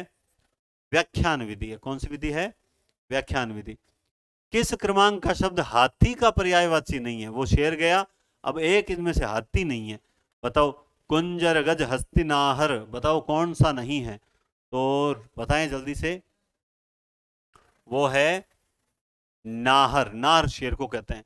एक कमेंट आया था कि सर आप जब ओज गुण की जो पंक्तियां पढ़ते हो तो ऐसा लगता है आपने डॉक्टर गजादान जी चारण साहब जो हैं उनकी उनको सुना होगा। बिल्कुल, गजादान जी चारण साहब को कौन नहीं जानता। मेरी पीएचडी के दौरान एमडीएसयू से मेरी जो पीएचडी चल रही थी, तो उस दौरान जब मतलब कोर्स वर्क कंप्लीट होने के बाद जब हमने गाइड चुना, तो मेरे गाइड भी सर ही थे, लेकिन बाद में मेरी वहाँ हमें एक मतलब आप में से कोई टोंक से हो तो परिचित होंगे, वहाँ पे कोई एचओडी थे हिंदी के, नाथुराम जी हिंगोनिया साहब। उन्होंने मुझे एक बात बोली थी, बोला था पहली प्रायोरिटी आपके लिए है ना वो जॉब होनी चाहिए, बाकी सारी चीज़ें बाद में, ये डिग्रियाँ विग्रियाँ जो पीएचडी वगैरह आगे बड़ी बड़ी डिग्रियाँ ये सब बाद में, पहले जॉब होनी चाहिए। और मेरे दिमाग में उसी दिन वो चीज़ बैठ गई मैंने कहा पीएचडी वगैरह होती रहेगी, मैं तो पहले जॉब लगूंगा। और वही है कि आज उनके मोटिवेशन से मैं जॉब भी लग चुका हूँ। तो कई बार हमें अनजाने में अच्छे टीचर्स मिल जाते हैं, गुरु मिल जाते हैं बहुत। तो बिल्कुल, फिर मैंने पीएचडी दोस्तों बीच में ही छोड़ दी, मेरा कोर्स वर्क अभी तक भी हुआ है, लेकिन अब ये है कि अब देखते हैं कब उसे कंप्लीट करते हैं। लेकिन ठीक है, पढ़ते रहो, कुछ सीखने को मिल जाए। चलिए, निबंध गद्य की कसौटी है, निबंध गद्य की कसौटी है, ये विचार किसका है? देखो, अभी अब की बार फर्स्ट ग्रेड में एक नामवर सिंह की परिभाषा आई थी कहानी को लेकर, तो आपके लिए हो सकता है ये परिभाषा छप जाए पेपर में कि निबंध गद्य की कसौटी है, ये विचार किसका है? शिवदान सिंह, महावीर प्रसाद द्विवेदी, रामचंद्र शुक्ल या हजारी प्रसाद द्विवेदी? तो आपा तो गुरुजी देखो एड़ी बात आई रामचंद्र शुक्ल कर सा, कौन सी कर सो? रामचंद्र शुक्ल करो, है ना। आगे चलते हैं, जो नए आए हैं बता दें, आज हम थोड़ा कठिन समय से गुजर रहे हैं इसलिए, वरना हम बड़े बढ़िया बढ़िया पीपीटी लाते हैं फिर पेपर करते हैं। हाँ, तो प्रसाद के नाटकों का सही क्रम, मैं गारंटेड, मैंने कल भी आपको बोला था, ग्रंथि, वीणा, पल्लव, गुंजन, इस प्रकार से रचनाओं का क्रम जरूर, प्रमुख प्रमुख है ना, उनका थोड़ा क्रम देख लेना, प्रसिद्ध रचनाओं का, सारी रचनाओं का नहीं दे सकते, प्रसिद्ध आगे वाली 4-5 रचनाओं का क्रम देख लेना। तो बताओ इसमें प्रसाद के नाटकों का सही क्रम क्या होगा? सबसे पहले बताओ, देखें सही क्रम। विशाख, अजातशत्रु, स्कंद, अजातशत्रु, स्कंदगुप्त, राजश्री, राजश्री, विशाख, अजातशत्रु, स्कंदगुप्त, राजश्री, विशाख। सबसे पहले आ जाएगा राजश्री, हाँ ठीक है, राजश्री, फिर विशाख, फिर अजातशत्रु और फिर स्कंदगुप्त, ठीक है। किस क्रमांक में कृतज्ञ और कृतज्ञ, इन दोनों का अर्थ छिपा हुआ है? कृतज्ञ क्या होता है? उपकार मानने वाला या न मानने वाला, या कृतकार्य या सिद्ध? तो कृतज्ञ होता है जो उपकार मानता है, और जो कृतज्ञ होता है वो उपकार नहीं मानता। तो राइट आंसर 50 में कौन सा हो जाएगा? डी। देखिए, आज बहुत बढ़िया तरीके से स्पीड से चल रही क्लास, अच्छी बात है। आगे चलते हैं, 50 क्वेश्चन हो चुके हैं और उम्मीद करता हूं अब तक आपके गलत नहीं हुए होंगे।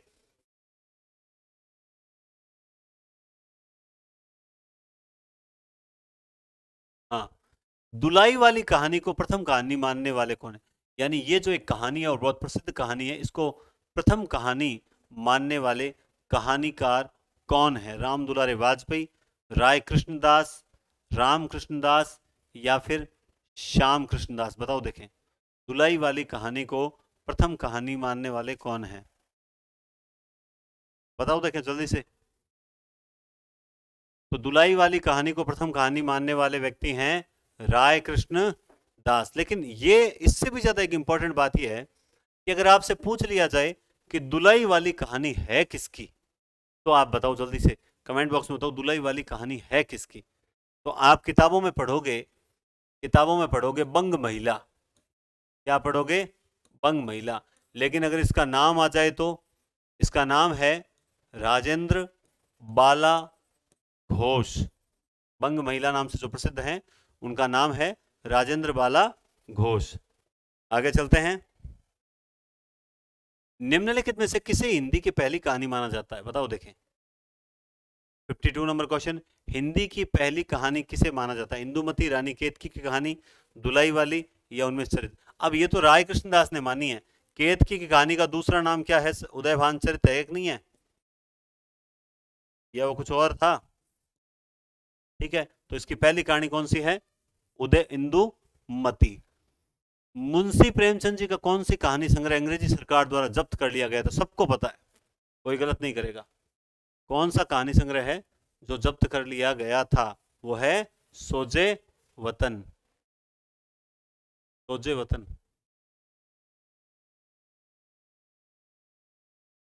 ठीक है, तो ठीक है, सोजे वतन। उसके बाद अगला प्रश्न है दोस्तों, भों, पेट, दांत, नाक आदि पर निबंध किस विद्वान ने लिखे हैं? ये तो देखते ही पता लग गया होगा, बिना ऑप्शन आप बता देते हो। अब आपने तुरंत दिमाग में आ गया होगा प्रताप नारायण मिश्र है। कौन है इसके? प्रताप नारायण।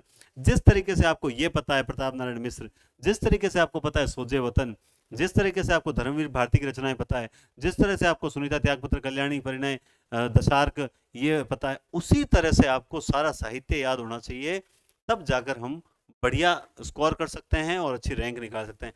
अब कई तो जो है वो अब सचेत हो रहे हैं, अब मान लो कह रहे हैं सर हमें तैयारी करनी है, अब हम क्या पढ़ें। अब कोई नया पढ़ने का समय तो है नहीं आपको। मेरा तो ये मानना है जो प्रेशर है, देखो एक तो सबसे पहले बात बता दूं, घबराए नहीं।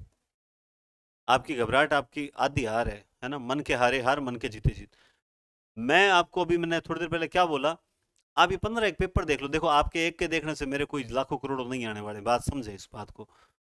आप ये 15 पेपर है ना, अभी तक भी कोई बात नहीं है, जो पहले टॉपिक दिया हुआ है टेलीग्राम चैनल पे वो टॉपिक पढ़ें आज, पेपर कर लें, फिर दूसरा पढ़ें, पेपर कर लें। अभी तक भी इन 15 पेपर को मेरे अनुसार पढ़ के कर लो, हिंदी में एक अच्छा स्कोर ले लोगे, और सेट वगैरह आगे दोगे ना तो इसी चैनल पे आओगे, क्योंकि पूरा का पूरा कोर्स करवाऊंगा।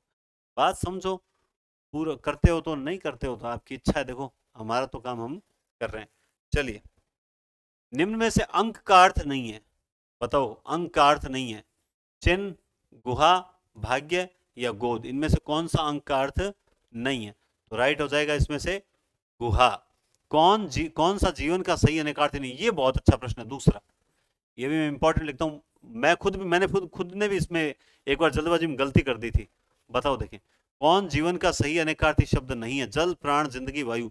मैंने खुद ने इसमें गलती कर दी थी। मैं गलत नहीं बोलता, मैं हमेशा, मेरे से गलती हो मैं एक्सेप्ट करता हूं, ठीक है। बहुत अच्छा प्रश्न है, बताओ। इसमें वही उत्तर है जिसको हम सबसे पहले किनारे कर रहे हैं। इसका राइट आंसर होगा जिंदगी। जीवन और जिंदगी दोनों अलग है। अब बताओ, ये जल, प्राण, वायु सारे जीवन के अनेकार्थी हैं। अब चाहे किसी को लगे नहीं सर आप गलत बता रहे हो, तो आप चेक कर लो, आप किताब में जब सब जगह चेक कर लो, ठीक है। हाँ, ये तो हो गया था ना। हाँ, ये कौन सा था? हाँ, भौं, पेट, दांत वाला हो गया था, ठीक है। आगे देखिए आप, किस क्रम में मंदिरा और मदिरा, मंदिरा क्या है? एक तो है मंदिरा, और दूसरा क्या है? मदिरा। मंदिरा और मदिरा शब्द युग्म का सही अर्थ क्या है? बताओ देखें। अश्वशाला शराब, छोटा मंदिर सुरा, कर्णाभूषण नशा, देवी मंदिर मध्य। एक, दो, तीन, ये चारों तो एक जैसे ही हैं। अब तो रामायण। अब बताओ देखे क्या करोगे। तो राइट आंसर इसका हो जाएगा अश्वशाला। मंदिरा बोलते हैं अश्वशाला को, और मदिरा बोलते हैं शराब को। मैं आपको इस पर भी एक बहुत आपका माइंड फ्रेश कर देता हूं बीच बीच में। आज क्लास थोड़ी छोटी होगी। मुझे 10वीं क्लास में जब प्री बोर्ड हुआ था, हमारा साइंस के टीचर ने सवाल दिया था, मदिरा क्या होती है? मदिरा क्या होती है? मैंने एक नादान बालक की तरह लिखा था, मदिरा एक भयंकर बीमारी है। मदिरा एक भयंकर बीमारी है जो एक बार हो जाने के बाद फिर कभी छूटती थी। अब आप कहोगे सर फेंको मदी, मैं झूठ नहीं बोल रहा, मैं अपने सबसे मेरा पसंदीदा शौक पे खड़ा हूँ। मैंने यही लिखा था, मदिरा एक भयंकर बीमारी है। और मेरे गुरुजी ने कॉपी चेक करके उसके बाद मुझे क्लास क्लास घुमाया था, बोला था ये कह रहा है मदिरा एक बीमारी है। इसके गुड़ में जाता गुरुजी तो उनको पता होता मदिरा वास्तव में बीमारी है, लेकिन गुरुजी गुड़ में नहीं गए थे, है ना। ये बहुत रहस्य की बात थी, मैंने उस वक्त भी बता दी थी। चलिए आगे चलते हैं। किस क्रम में नीरज और निरुज शब्दों का सही अर्थ भेद है? नीरज का अर्थ क्या होता है? नीरज का अर्थ होता है, पानी के पीछे ज लग जाए तो कमल, द लग जाए तो बादल, और धी लग जाए तो समुद्र। तो नीर होता है, नीर प्लस ज तो कमल, और निरुज यानी बिना बीमारी के, रोग रहित। राइट आंसर हो जाएगा ए, ठीक है। आगे चलते हैं। 55 नंबर क्वेश्चन, निम्न में से कौन सी कहानी प्रेम, शौर्य, बलिदान की प्रेम गाथा है? और ये प्रश्न मैं जरूर देखूंगा, और जिसका भी गलत हुआ ना उसको बताऊंगा, और कि उसने गलत बताया था। ये तो आपके सिलेबस में लगने वाली कहानी है, बताओ देखें। अब तो सारे बता देंगे। शौर्य बलिदान की गाथा है, लेकिन साथ में इसमें प्रेम भी है। वो कहानी है उसने कहा था। किसने कहा था? उसने कहा था। ये तो हो गया। इलाचंद्र जोशी किस वर्ग के कहानीकार हैं? मैं हमेशा बोलता हूं इस टाइप का एक प्रश्न आ सकता है कि निम्न में से ललित निबंधकार कौन है, निम्न में से प्रगतिवादी उपन्यासकार कौन है, निम्न में से मनोविश्लेषणवादी उपन्यासकार, इस प्रकार का एक प्रश्न आ सकता है। तो मैंने भी बना दिया, इलाचंद्र जोशी किस वर्ग के कहानीकार है? यथार्थ, आदर्श, प्रगति या मनोविश्लेषणवादी? जल्दी से बताओ देखें। तो इसका राइट आंसर हो जाएगा दोस्तों, इलाचंद्र जोशी मनोविश्लेषणवादी हैं। जैनेन्द्र, इलाचंद्र जोशी, है ना, ये दो तीन। उसमें सही दिख तो रहा है ना, एकदम परफेक्ट है ना, ठीक है। फिर भी किसी को दिखने में भाई दिक्कत हो तो थोड़ी सी, एक ही दिन है, क्वालिटी बढ़ा लीजिएगा, नहीं तो। हाँ,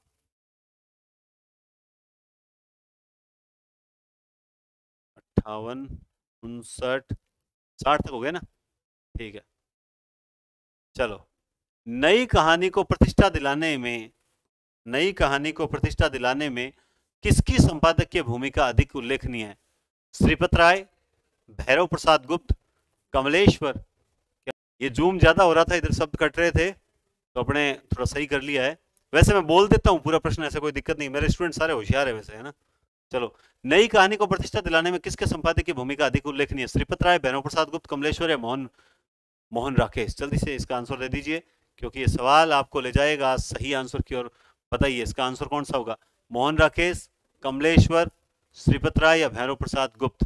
तो इसका राइट आंसर सबने दे दिया होगा भैरव प्रसाद गुप्त। मुझे पता है कईयों ने कमलेश्वर दिया होगा, जो कि गलत है। सचेतन कहानी के प्रवर्तक कौन है? कमलेश्वर, महीप सिंह, अमरकांत? बताओ, सचेतन कहानी, चेतना, बताइए किसमें आती है चेतना?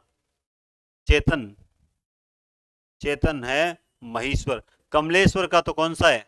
समानांतर, समानांतर, समानांतर कहानी आंदोलन है। ठीक है, हाँ। चांदनी शब्द का पर्यायवाची नहीं है, कौन सा नहीं है चांदनी शब्द का पर्यायवाची?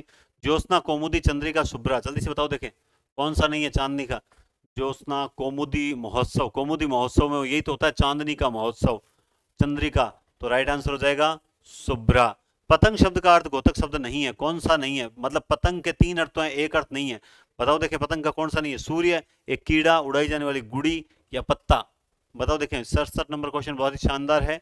सूर्य, एक कीड़ा, उड़ाई जाने वाली गुड़ी। गुड़ी क्या होती है? बाकी पत्ता, पर्ण वगैरह होता है, पतंग का अर्थ पत्ता नहीं होता है, बस ये फाइनल है।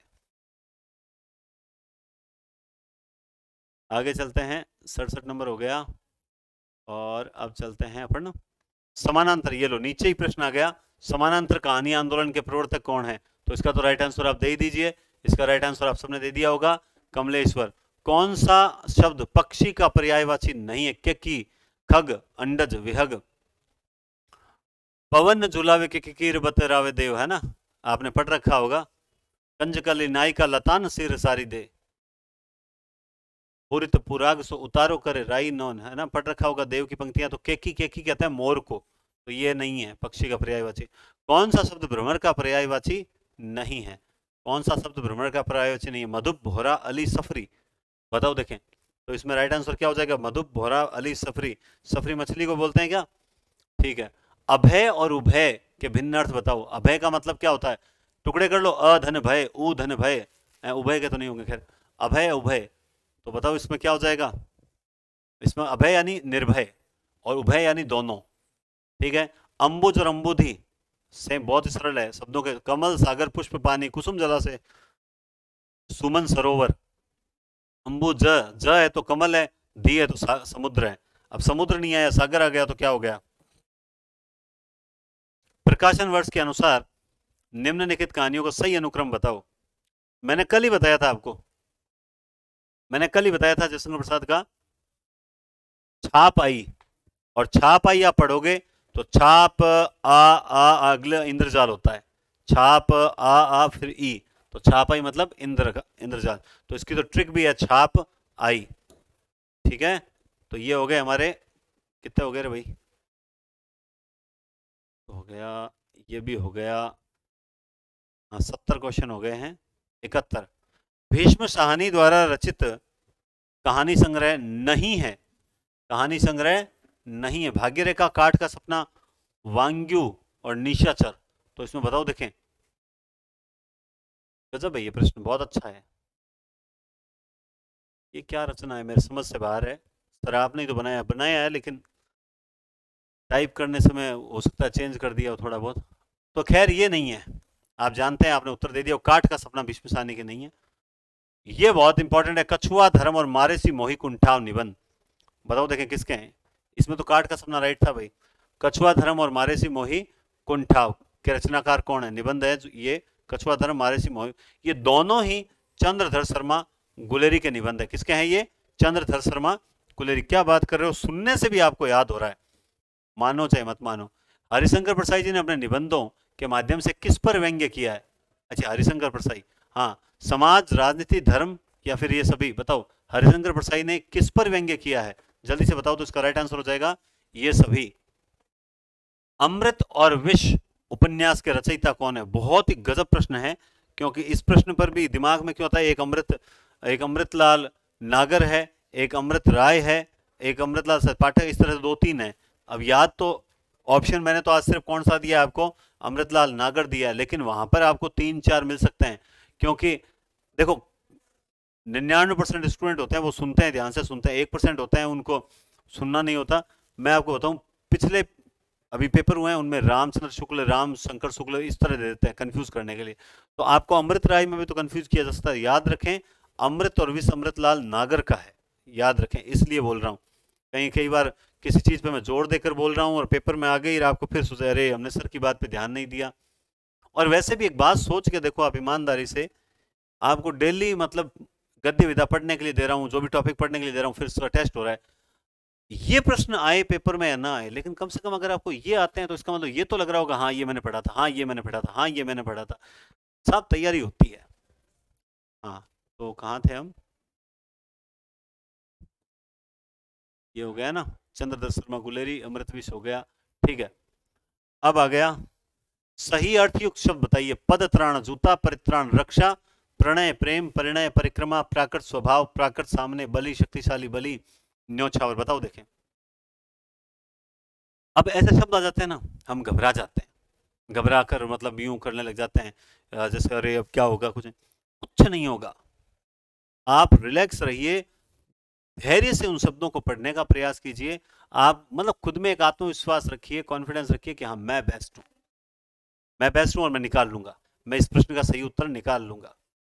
खुद पर मजबूत रहिए थोड़ा। मैं चला आता युगों से, शैल सा ये सिर उठाए, टूट ना स्वीकार लेकिन कौन मेरा सर झुकाए। कब डरा हूं आंधियों से, कब डरा तूफान से मैं, कब डरा हूं बिजलियों से। कॉन्फिडेंस रखिए कि हाँ मैं इसका उत्तर निकाल लूंगा। कठिन प्रश्न होगा, कितना कठिन होगा, हमारी भाषा है, माँ वो है ना, माँ के माथे पे लगी बिंदी अच्छी लगती है, कुछ इसलिए भी हमें हिंदी अच्छी लगती है, तो हमारी भाषा है, हम इसका उत्तर निकाल लेंगे। ये क्या है? पद त्राण, इसका मतलब पैरों से संबंधित तो है ही, इसका मतलब एक तो जूता होगा, होगा कि नहीं होगा जूता। दूसरा है परित्राण, परित्राण का मतलब रक्षा होता है कि नहीं होता है, लेकिन हमें नहीं पता। प्रणय का मतलब प्रेम होता है, लेकिन परिणय का मतलब परिक्रमा नहीं होता। प्राकृत का मतलब स्वभाव होता है, तो प्रकृत मतलब सामने होता है कि नहीं होता है, हमें पता नहीं है। बलि का मतलब शक्तिशाली होता है, बलि किसी की बलि देना मतलब न्योछावर हो जाना, तो ये सॉरी अर्थयुक्त, हाँ बलि, बलि नहीं नहीं नहीं, ये भी गलत हो गया, ठीक है, तो ये भी गलत हो गया, इसमें क्रम बदल दिया, ये भी गलत हो गया। अब इसमें हमें एक तो इसमें डाउट है, एक इसमें डाउट है, याद रखें, थोड़ा एक भी पढ़ा हुआ होगा तो सही हो जाएगा। पद त्राण का मतलब जूता होता है, परित्राण का मतलब रक्षा होता है। परित्राण का मतलब क्या होता है? रक्षा। सम और सम, अगला प्रश्न देखिए, सम और शम युग्म का सही अर्थ युग्म क्या है? शांति चावल, शांति मोक्ष चावल, शांति समान शांति। अब ये बड़ी खतरनाक अशांति फैला दी इस प्रश्न ने, है ना, शांति चावल, लेकिन एक भी पता है, चलो नहीं पता, लेकिन एग्जाम में अगर आ गया तो पता है ना, सर ने बहुत से शब्द बताए थे हमें, तब तो पता है, ठीक है। तो इसका राइट आंसर हो जाएगा समान, सम कहते हैं समान। भाई आप इसका यूज उपमा अलंकार में, सा से सी सम समान सरिस, तो इसका अर्थ तो निकालो, सम, सम का मतलब समान होता है। अब मुझे बता दो इन तीनों में समान है ही नहीं। मैंने क्या कहा, लॉजिक एकदम ढंग से निकालो, सम का मतलब समान होता है, बाकी तीन में समान नहीं है। एक ऑप्शन चीख चीख के कहता है कि इसका उत्तर मैं हूं, बाकी तीन नहीं है। अब बताओ मजा आया कि नहीं आया? उत्तर निकालना आना चाहिए, उत्तर निकाल, पेपर हल करना, यही टेक्निक होती है पेपर हल करने की। इति और इति, इति युग्म का सही अर्थ है, इति और इति, समाप्त शुभ विघ्न समाप्त प्रारंभ विघ्न समाप्त, बताइए देखिए क्या होगा इसमें। तो इति तो सबको पता है ना कि इति का मतलब होता है समाप्त, अथ और इति, अथ और इति। ठीक है, तो इतनी तो समाप्त में यहां आई है और यहां, तो दो ऑप्शन तो किनारे हो गए ना, देखो दो तो हमने फिर किनारे कर लिए। अब या तो ये है या ये है। इति जो होती है वो उसका मतलब होता है देवीय आपदा। कौन सी आपदा? देवीय आपदा। है तो आपदा ही ना, विघ्न तो है, तो राइट आंसर कौन सा हो जाएगा? एक आध तो देखो थोड़ा बहुत तो याद होना ही चाहिए। ठीक है, आगे चलते हैं। किस क्रमांक में सभी पर्यायवाची शब्द नहीं है? यह प्रश्न आपको बताना है और सही बताना है। दो मैंने बताया ना कैसे टेक्निक होती है, उत्तर कैसे निकाल जाता है, इसमें से उत्तर आप निकालो। आभूषण, अलंकार, भूषण, गहना, महेंद्र, देवराज, सुरपति, भूपति, आकांक्षा, मनोरथ, कामना, चाह, वारिज, राजीव, सरोज, अंबुज। तो इसमें से आपने उत्तर निकाल लिया होगा। देखो यहां पे ये सारे सही हैं, सारे सही। यहां ये जो आया है ये राजा के लिए आता है, तो इसमें शब्द ये सारे के सारे एक जैसे नहीं है। हिंदी संस्मरण लेखन का कार्य किस समय से प्रारंभ होता है? सबसे पहले संस्मरण जो लिखना स्टार्ट हुआ था वो कहां से प्रारंभ होता है? महावीर प्रसाद द्विवेदी, हजारी प्रसाद, रामचंद्र, या इनमें से कोई नहीं? तो जल्दी से इसका आंसर आप दे दीजिए, और आपने दे दिया होगा इसका आंसर महावीर प्रसाद द्विवेदी। महावीर प्रसाद द्विवेदी। आगे चलिए। खरगोश के सींग,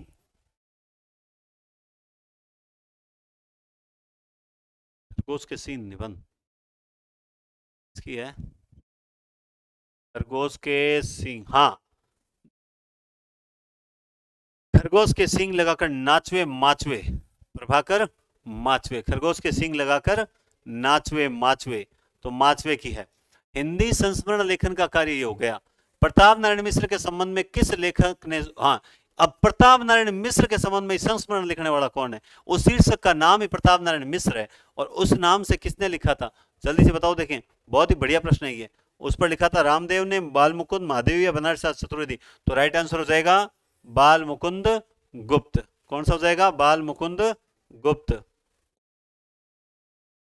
आगे देखिए, संस्मरण साहित्य की नई धारा पत्रिका में, देखो संस्मरण साहित्य की जो नई धारा पत्रिका है, पत्रिका का नाम क्या है? नई धारा। संस्मरण जो छपते थे वो नई धारा पत्रिका में छपते थे। किस शीर्षक से प्रकाशित होते हैं? मुझे याद है एक दिन की बात, अविस्मरणीय, मनोरंजक, संस्मरण। बताओ देखें शीर्षक क्या था? वो शीर्षक था दोस्तों, ये प्रश्न आपके लिए थोड़ा नया हो सकता है, मुझे याद है।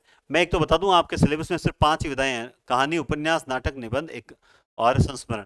दूसरी बात, एक स्टूडेंट ने मुझे बोला था, कमेंट पढ़ा था मैंने, मैं पढ़ता हूं कमेंट आपके, कि सर प्रयोगवाद तुम्हारे सिलेबस में ही नहीं है। भाई मेरे, वहां नई कविता लिखा हुआ है, और आपको पता होगा दूसरा सप्तक में अज्ञेय ने खुद ने ये कहा था कि हमें प्रयोगवादी क्या करना, पुकारा जाए, है ना। नई कविता कहे तो ये संतोष का विषय है।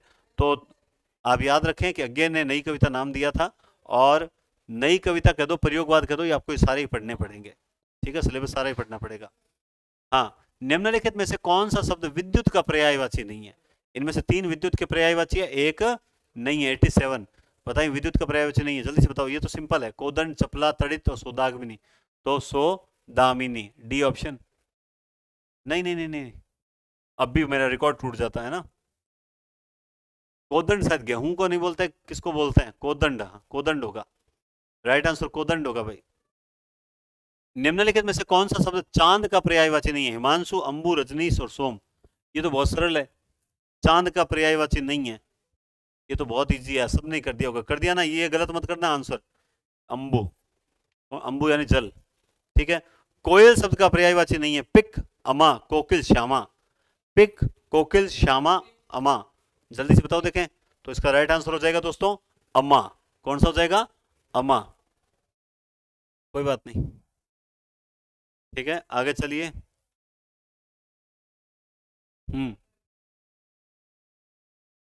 निम्नलिखित में से किसने अपने संस्मरणात्मक रेखा चित्रों में उपेक्षित, शोषित व्यक्तियों, पशुओं और पक्षियों के, आप ये लाइन पढ़ते ही सबको समझ आ गई होगी इसका उत्तर क्या होगा, सबको पता है इसका उत्तर क्या होगा। जिसने पशु पक्षियों पर भी संस्मरण लिखे हैं वो व्यक्ति, वो है आदरणीय महादेवी वर्मा। कौन सी है? कौन है? महादेवी वर्मा। ठीक है, पुनर्नवा हजारी प्रसाद द्विवेदी द्वारा रचित रचना। यस, ये एक प्रश्न ऐसा है, मैं बहुत बार बोलता हूं और अभी पेपर में साबित भी हो गया, एक आधा ऐसा जरूर पूछा जाएगा ये रचना कौन सी, उपन्यास है, कहानी है, नाटक है, इस प्रकार से। तो हजारी प्रसाद द्विवेदी द्वारा रचित पुनर्नवा ये रचना किस प्रकार की विधा है? निबंध, उपन्यास, कहानी, संस्मरण। ये प्रश्न बहुत जने गलत करेंगे, अगर ऐसा आ जाता है ना, बहुत जनों से गलत होता है। इसका राइट आंसर दोस्तों आपने उत्तर दे दिया होगा, नहीं, उपन्यास। पुनर्नवा क्या है? उपन्यास। बता देना कि गुरुजी अगर मैं भी गलत हूं तो ही बता देना बस। उपन्यास। समवाय विधि का दूसरा नाम क्या है? समवाय विधि। समवाय विधि को सूत्र विधि कहते हैं, पाठ्यपुस्तक कहते हैं, द्विभाषी कहते हैं, आगमन विधि कहते हैं। इसका दूसरा नाम क्या है?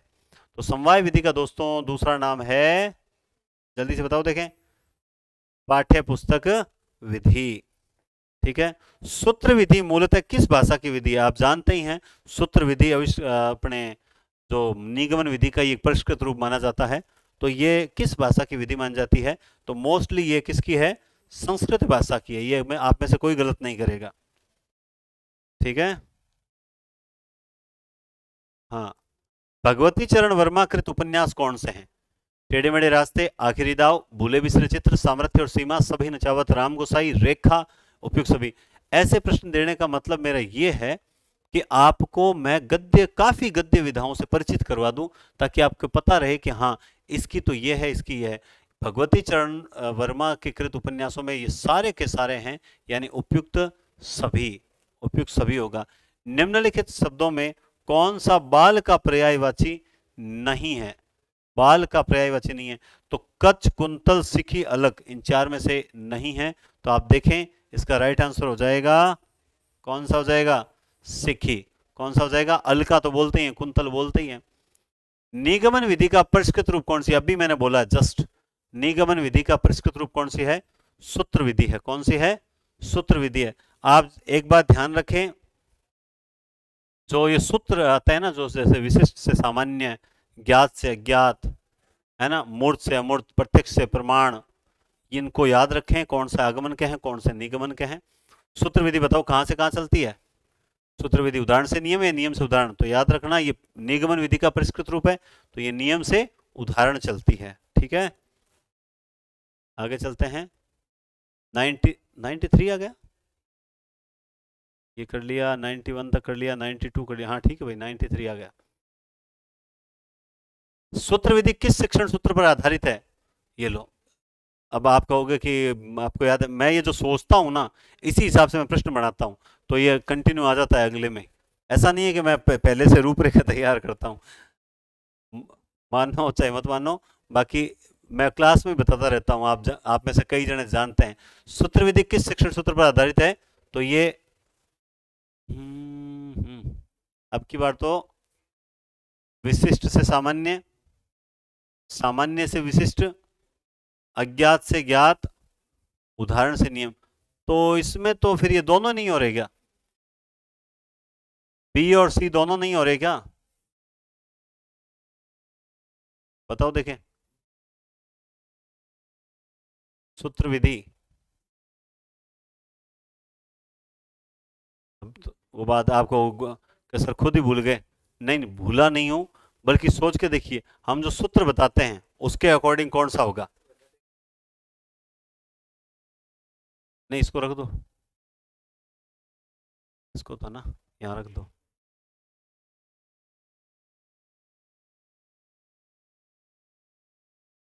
कोई बात नहीं है, मैं देख लूंगा, है ना, रख दे।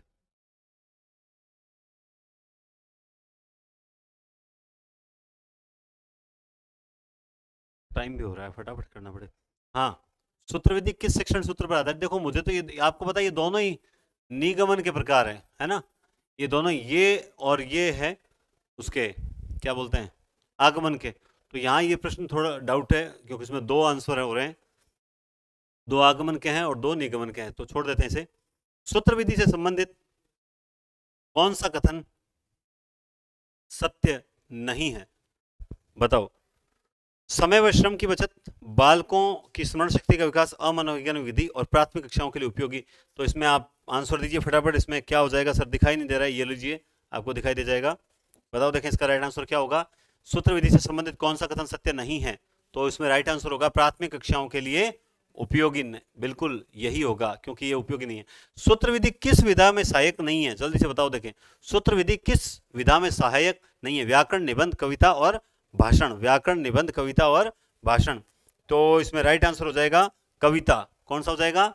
कविता। राइट आंसर हो जाएगा इसका कविता। और यहां एक प्रश्न रह गया, समवाय विधि का दोष नहीं है। समवाय विधि का दोष नहीं है, यानी 3 दोष हैं, एक दोष नहीं है। बताओ। देखें, यह विधि किसी भी विषय का सटीक ज्ञान कराने में सक्षम नहीं है, विद्यार्थियों के ध्यान केंद्रित नहीं रहता, भाषा के कौशलों का विकास नहीं होता, समय की बचत होती है। 97। तो बताइए, देखिए समवाय विधि में क्या होता है? देखिए समवाय विधि में किसी विषय का सटीक ज्ञान कराने में सक्षम नहीं है, ये बात दोष नहीं है, ये दोष नहीं है, ठीक है। इसका विद्यार्थियों को ध्यान केंद्रित नहीं रहता, ये भी इसका दोष नहीं है।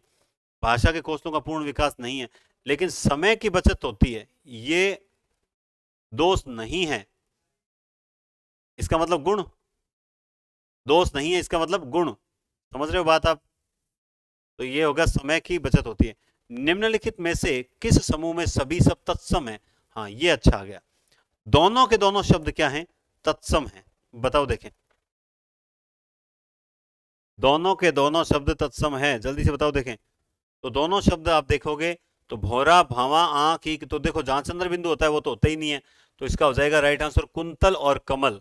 ये दोनों के दोनों तत्सम में आते हैं। किस में आते हैं?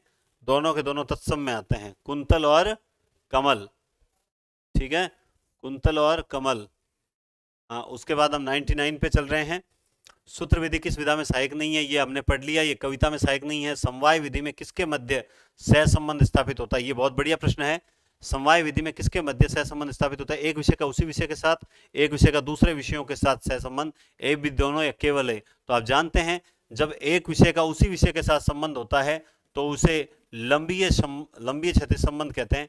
और ये जो होता है, ये होता है क्षैतिज, ये होता है क्षैतिज संबंध।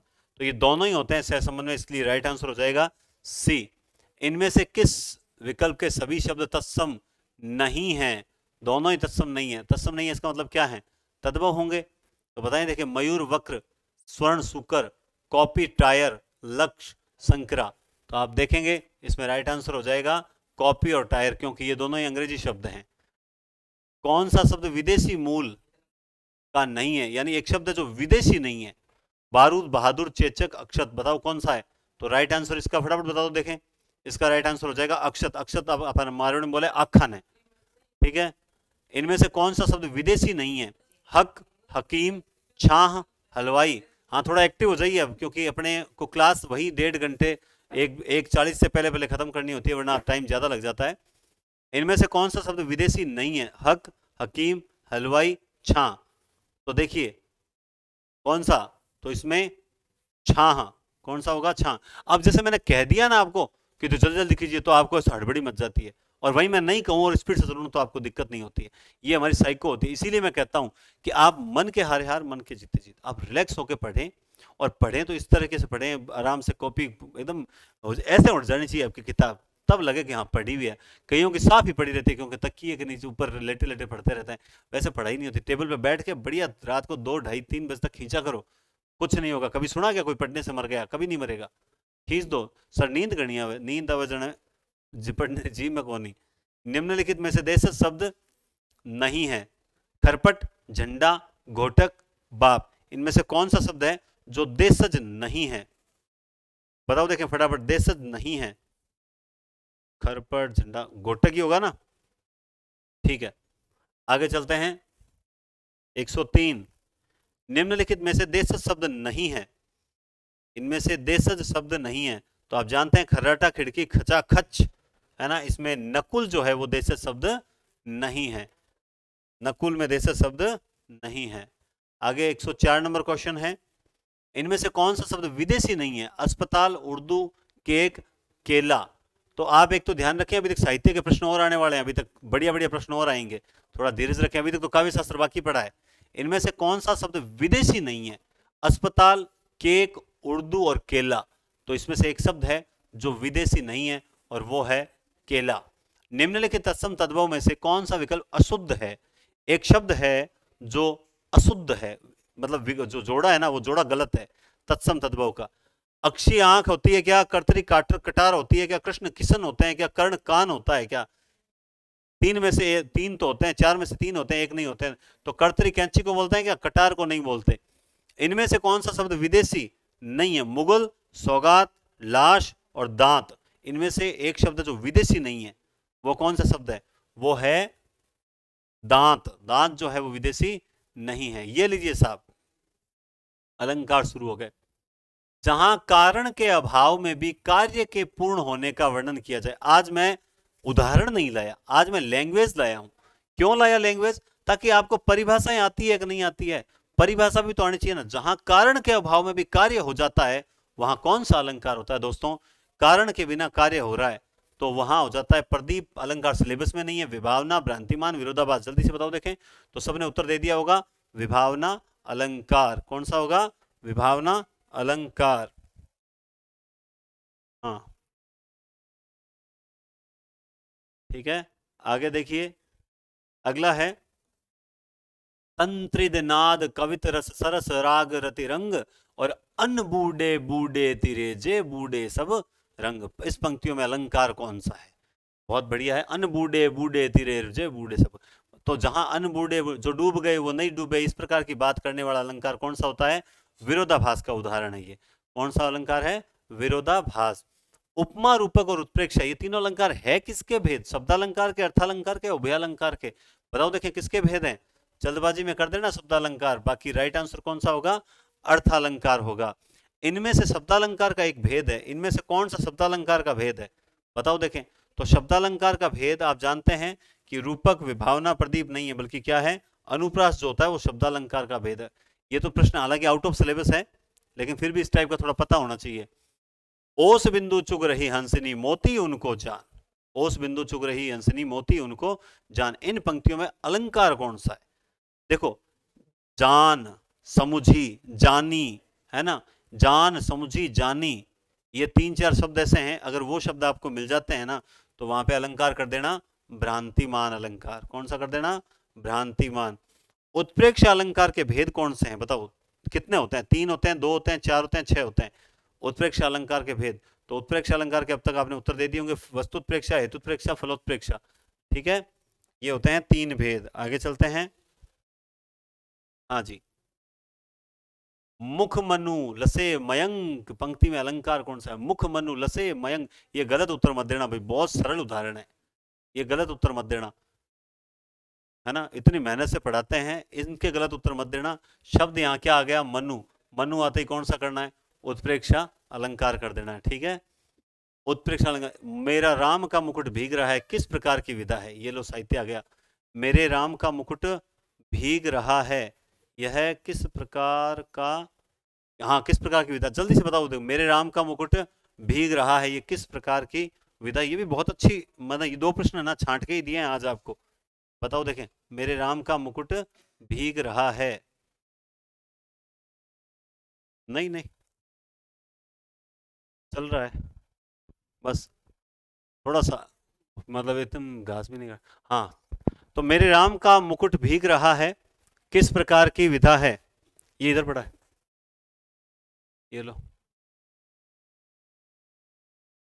किस प्रकार की विधा है, जल्दी से बताओ देखें, मेरे राम का मुकुट भीग रहा है किस प्रकार की विधा है, बताओ। 114 नंबर क्वेश्चन तक पहुंच चुके हैं। देखो ये है निबंध, है ना, ये है निबंध, लेकिन साथ में ये भी याद कर लेना है किसकी है। चलो बताओ कमेंट में, ये है किसकी, पता है क्या किसी को, मेरे प्रसिद्ध रचना है, पता तो होना ही चाहिए, अगर नहीं पता है तो गलत बात है।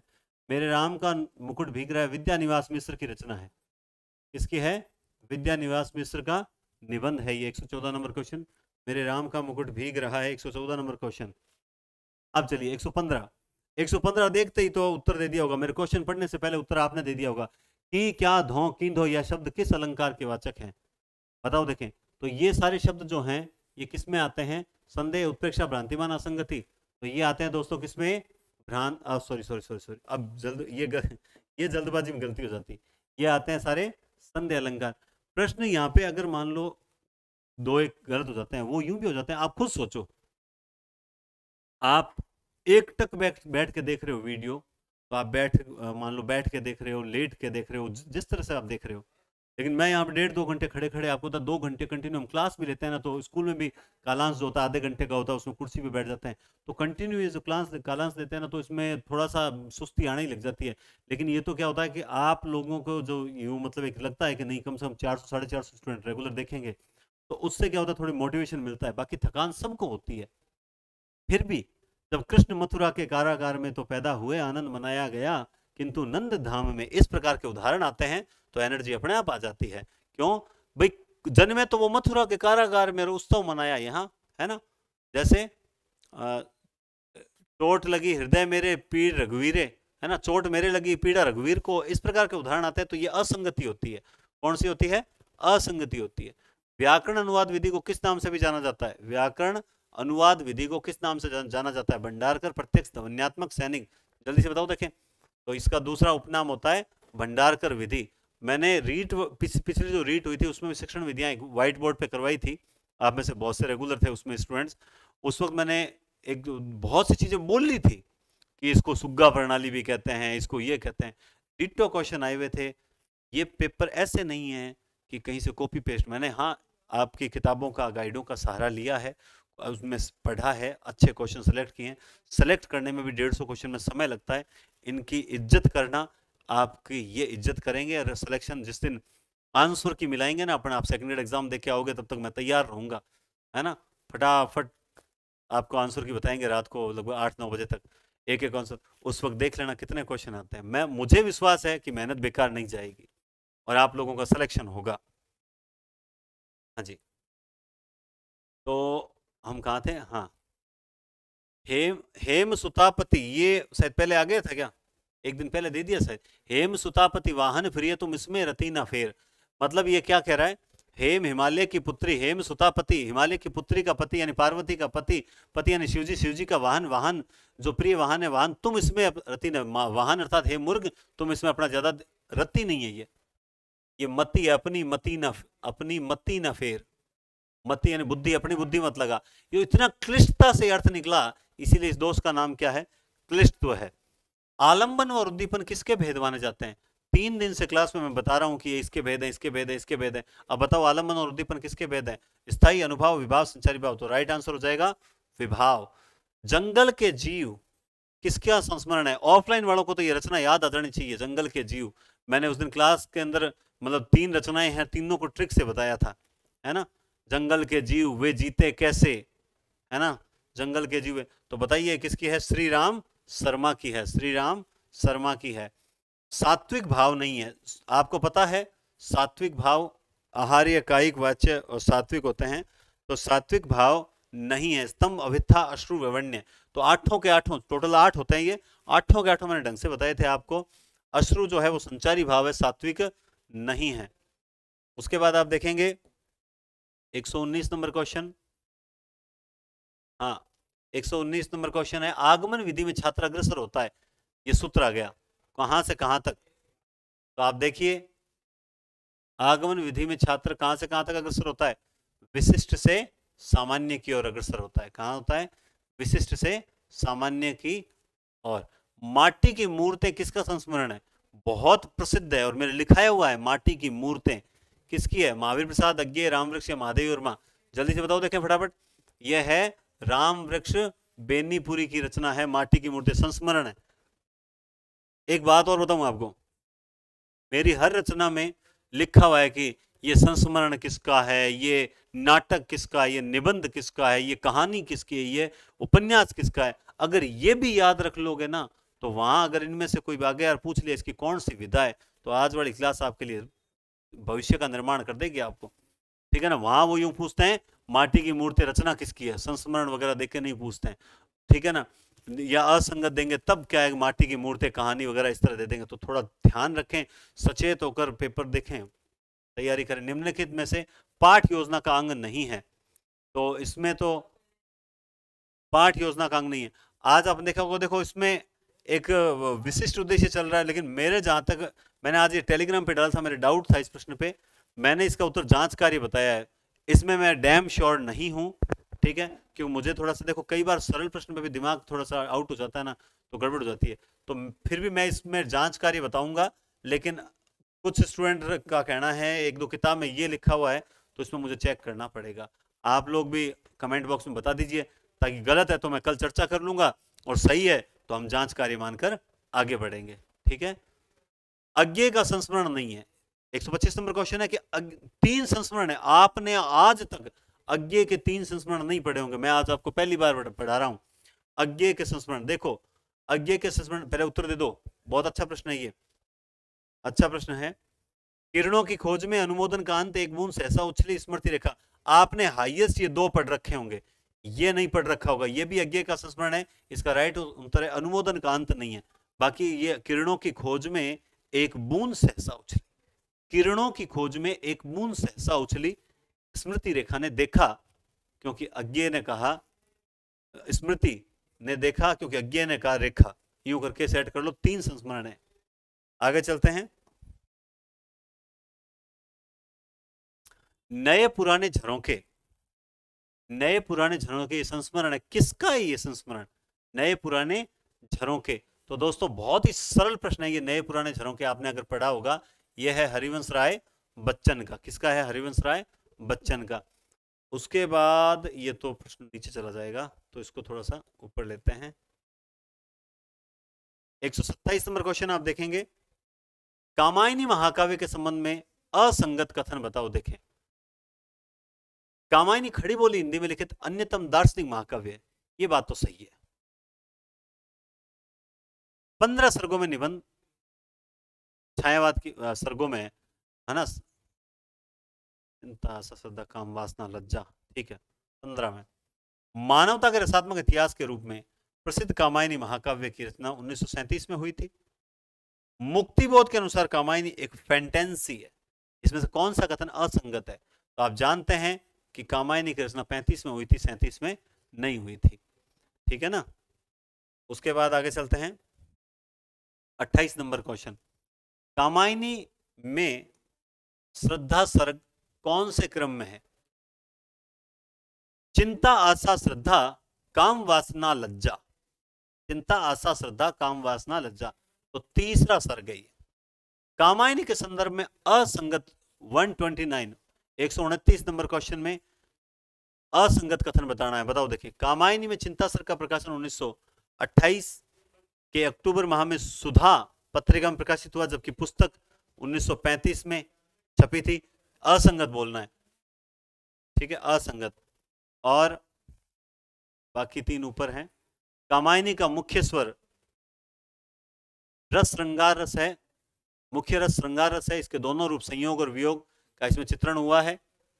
और कामायनी मानव चेतना का महाकाव्य रामचंद्र शुक्ल ने, यही गलत है, अब मेरे से बताए बिना रहा नहीं जाता।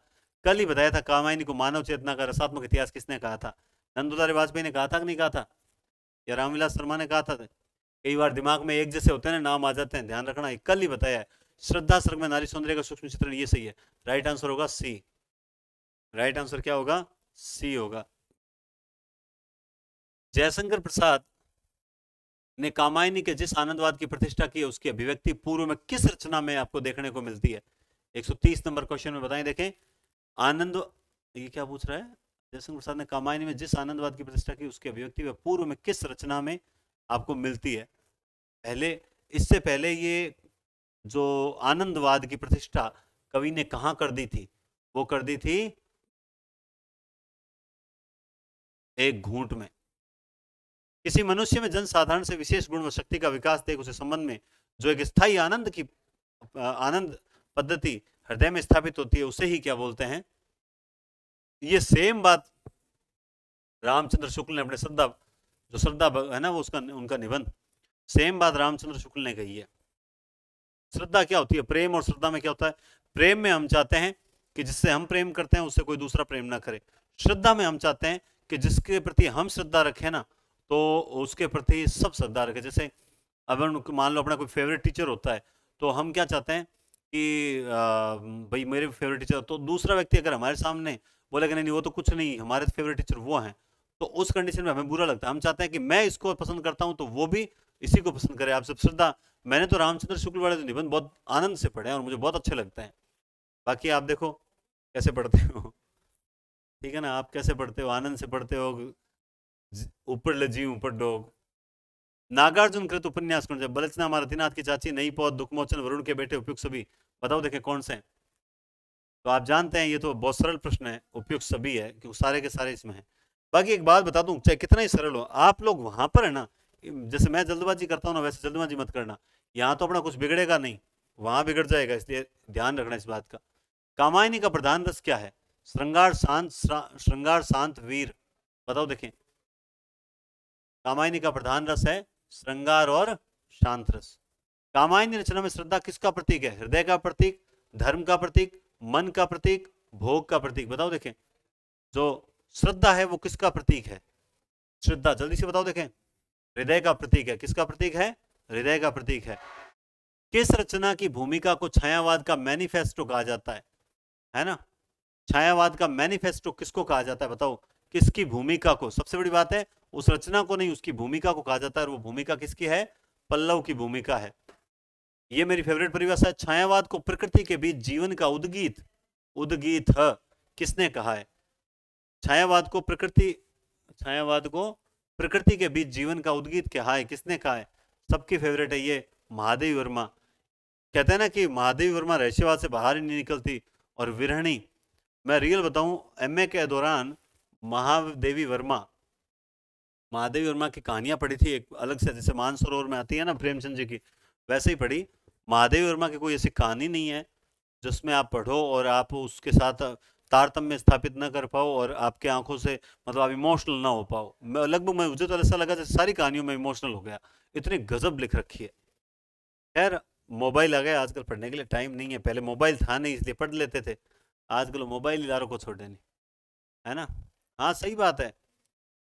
देखो, विवेकानंद जी ने कहा था कि उठो जागो और तब तक मत रुको जब तक लक्ष्य की प्राप्ति न हो। वर्तमान में इसका संदर्भ बदल गया है।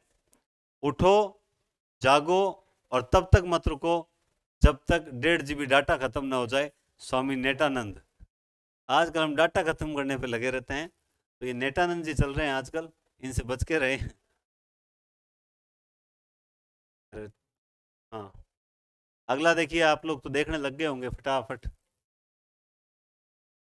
हाँ, यहाँ छोड़ देते हैं। तो प्रश्न है, मिलान कीजिए। भारत जननी, श्री चंद्रावली, दुर्लभ बंधु, अंधेर नगरी, नील देवी, सती प्रताप। कौन सी रचना क्या है? कौन सी रचना क्या है? बहुत बढ़िया प्रश्न है। बताओ देखिए, कौन सी रचना क्या है? ऐसे प्रश्न मैं लाया हूं इसीलिए ताकि आपको ध्यान में रहे, केवल हाँ रिवीजन कर रहे हैं, रचना रचना याद कर ला। इसो कौन पूछे? अरे कौन पूछे? आरपीएससी पूछे। इसो 44,500 चाहिए तो ऐसा पूछी और थाने बताना पड़ी उत्तर। ये बताया पार को पड़े नहीं बताया, ठीक है ना। हाँ, तो इसमें देखिए, भारत जननी जो है वो क्या है? नाट्य गीत है क्या? और श्री चंद्रावली क्या है? नाटिका। दुर्लभ बंधु और अंधेर नगरी ये क्या है? दोनों प्रहसन। और नील देवी और सती प्रताप ये क्या है? ये सेट नहीं बैठ रहा है, ये सही है। 135 बताओ सही मिलाया क्या? A3B4 C1। हाँ है तो यही, थोड़ा सा चेंज कर दिया। श्री चंद्रावली नाटिका है, ठीक है, सही है, ठीक है, कोई दिक्कत ही नहीं है। ये इसका मतलब नाटक ही है, ठीक है ना। प्रहसन का मतलब नाटक ही है, आप जानते भी हैं। श्रीनिवास द्वारा लिखित नाटक कौन सा है? अमर सिंह राठौड़, महाराणा प्रताप, संयोगिता स्वयंवर, परिणय, प्रणयिनी नहीं परिणय। बताओ देखें कौन सा है? श्रीनिवास, लाला श्रीनिवास दास ने लिखा था, बहुत प्रसिद्ध है। अब ये भी अगर आपको नहीं आ रहा है ना तो एक बार रिवीजन कर लो भाई, अभी तक समय पड़ा है, अभी तक समय पड़ा है। नहीं नहीं नहीं नहीं, ये मैंने गलत बता दिया। अब ये देखो मेरे दिमाग में संयोगिता स्वयंवर, संयोगिता स्वयंवर। अब इस तरीके से गलतियां हो जाती है और कोई गलती के कारण नहीं है। ले भाई फटाफट पहुंच रहे हैं अपन। निम्न में से कौन सी रचना निराला की है? अनामिका, आराधना, परिमल, गुंजन, संदेह। 1 3 3 2 5 1 5 2 1 2 3। ईमानदारी से बताओ, प्रश्न बनाने में मेहनत की है कि नहीं की है? प्रश्न बढ़िया लाया हूं कि नहीं लाया हूं? अब सोच लो। अब आपको आपके दिमाग की एक्सरसाइज करवा रहा हूं नहीं करवा रहा हूं? आप जानते हैं ये पंथ की है, और ये महादेवी की है। तो राइट आंसर क्या हो जाएगा? 1 2 3 डी हो जाएगा।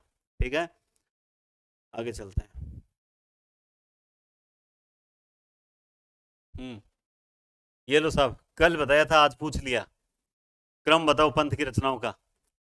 अब क्यों पूछ रहा हूं? क्योंकि मैं जानता हूं कि प्रश्न यहां से आएंगे आएंगे आएंगे, और आपका सिलेक्शन होगा तो उस दिन खुशी होगी कि हमने जो चैनल, हमारे जो दो मित्र भाई हैं, उदयपुर से ही हैं, लोकेश पालीवाल और पंकज पालीवाल, उन्होंने ही कहा माट साहब आप तो यूट्यूब पे आओ, आपकी ज़रूरत है। बोला हम मेहनत करेंगे, आप तो आओ, बस आप पढ़ाओ। और उनके कारण ही आज आप लोगों का अगर भला होता है तो बहुत बढ़िया बात है, क्रेडिट उन्हीं को जाता है। तो मैंने कल बताया था ग्रंथि वीणा पल्लव गुंजन, ग्रंथि वीणा पल्लव गुंजन, ये रस का क्रम 137 में एक ग्रंथि वीणा पल्लव। निम्नलिखित को सम्मिलित कीजिए। अयोध्या का उद्धार किसकी है? सांध्य कली किसकी है? सप्तवर्णा किसकी है? स्वर्ण धूरी नहीं है, ये गलत प्रिंट हो गया, स्वर्ण धूली। बताओ देखे किसकी है? अयोध्या का उद्धार किसकी है? सांध्य कली किसकी है? देखो ये तो प्रसाद की है। अब देख लो 3 में 1 है। अब आप बता दो किसकी है? बी में हो जाएगा सांध्य कली।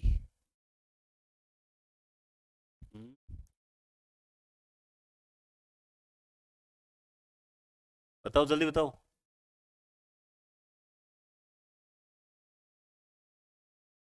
ये है इसकी, ये है इसकी, और ये है इसकी। तो राइट आंसर कौन सा हो जाएगा? 1 3 4 2। ऐसे प्रश्नों को ध्यान से करना भाई, कहीं से भी गलती हो सकती है।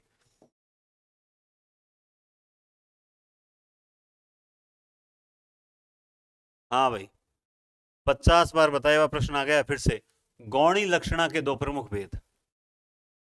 लक्षणा लक्षणा के भेद कौन से होते हैं? गौणी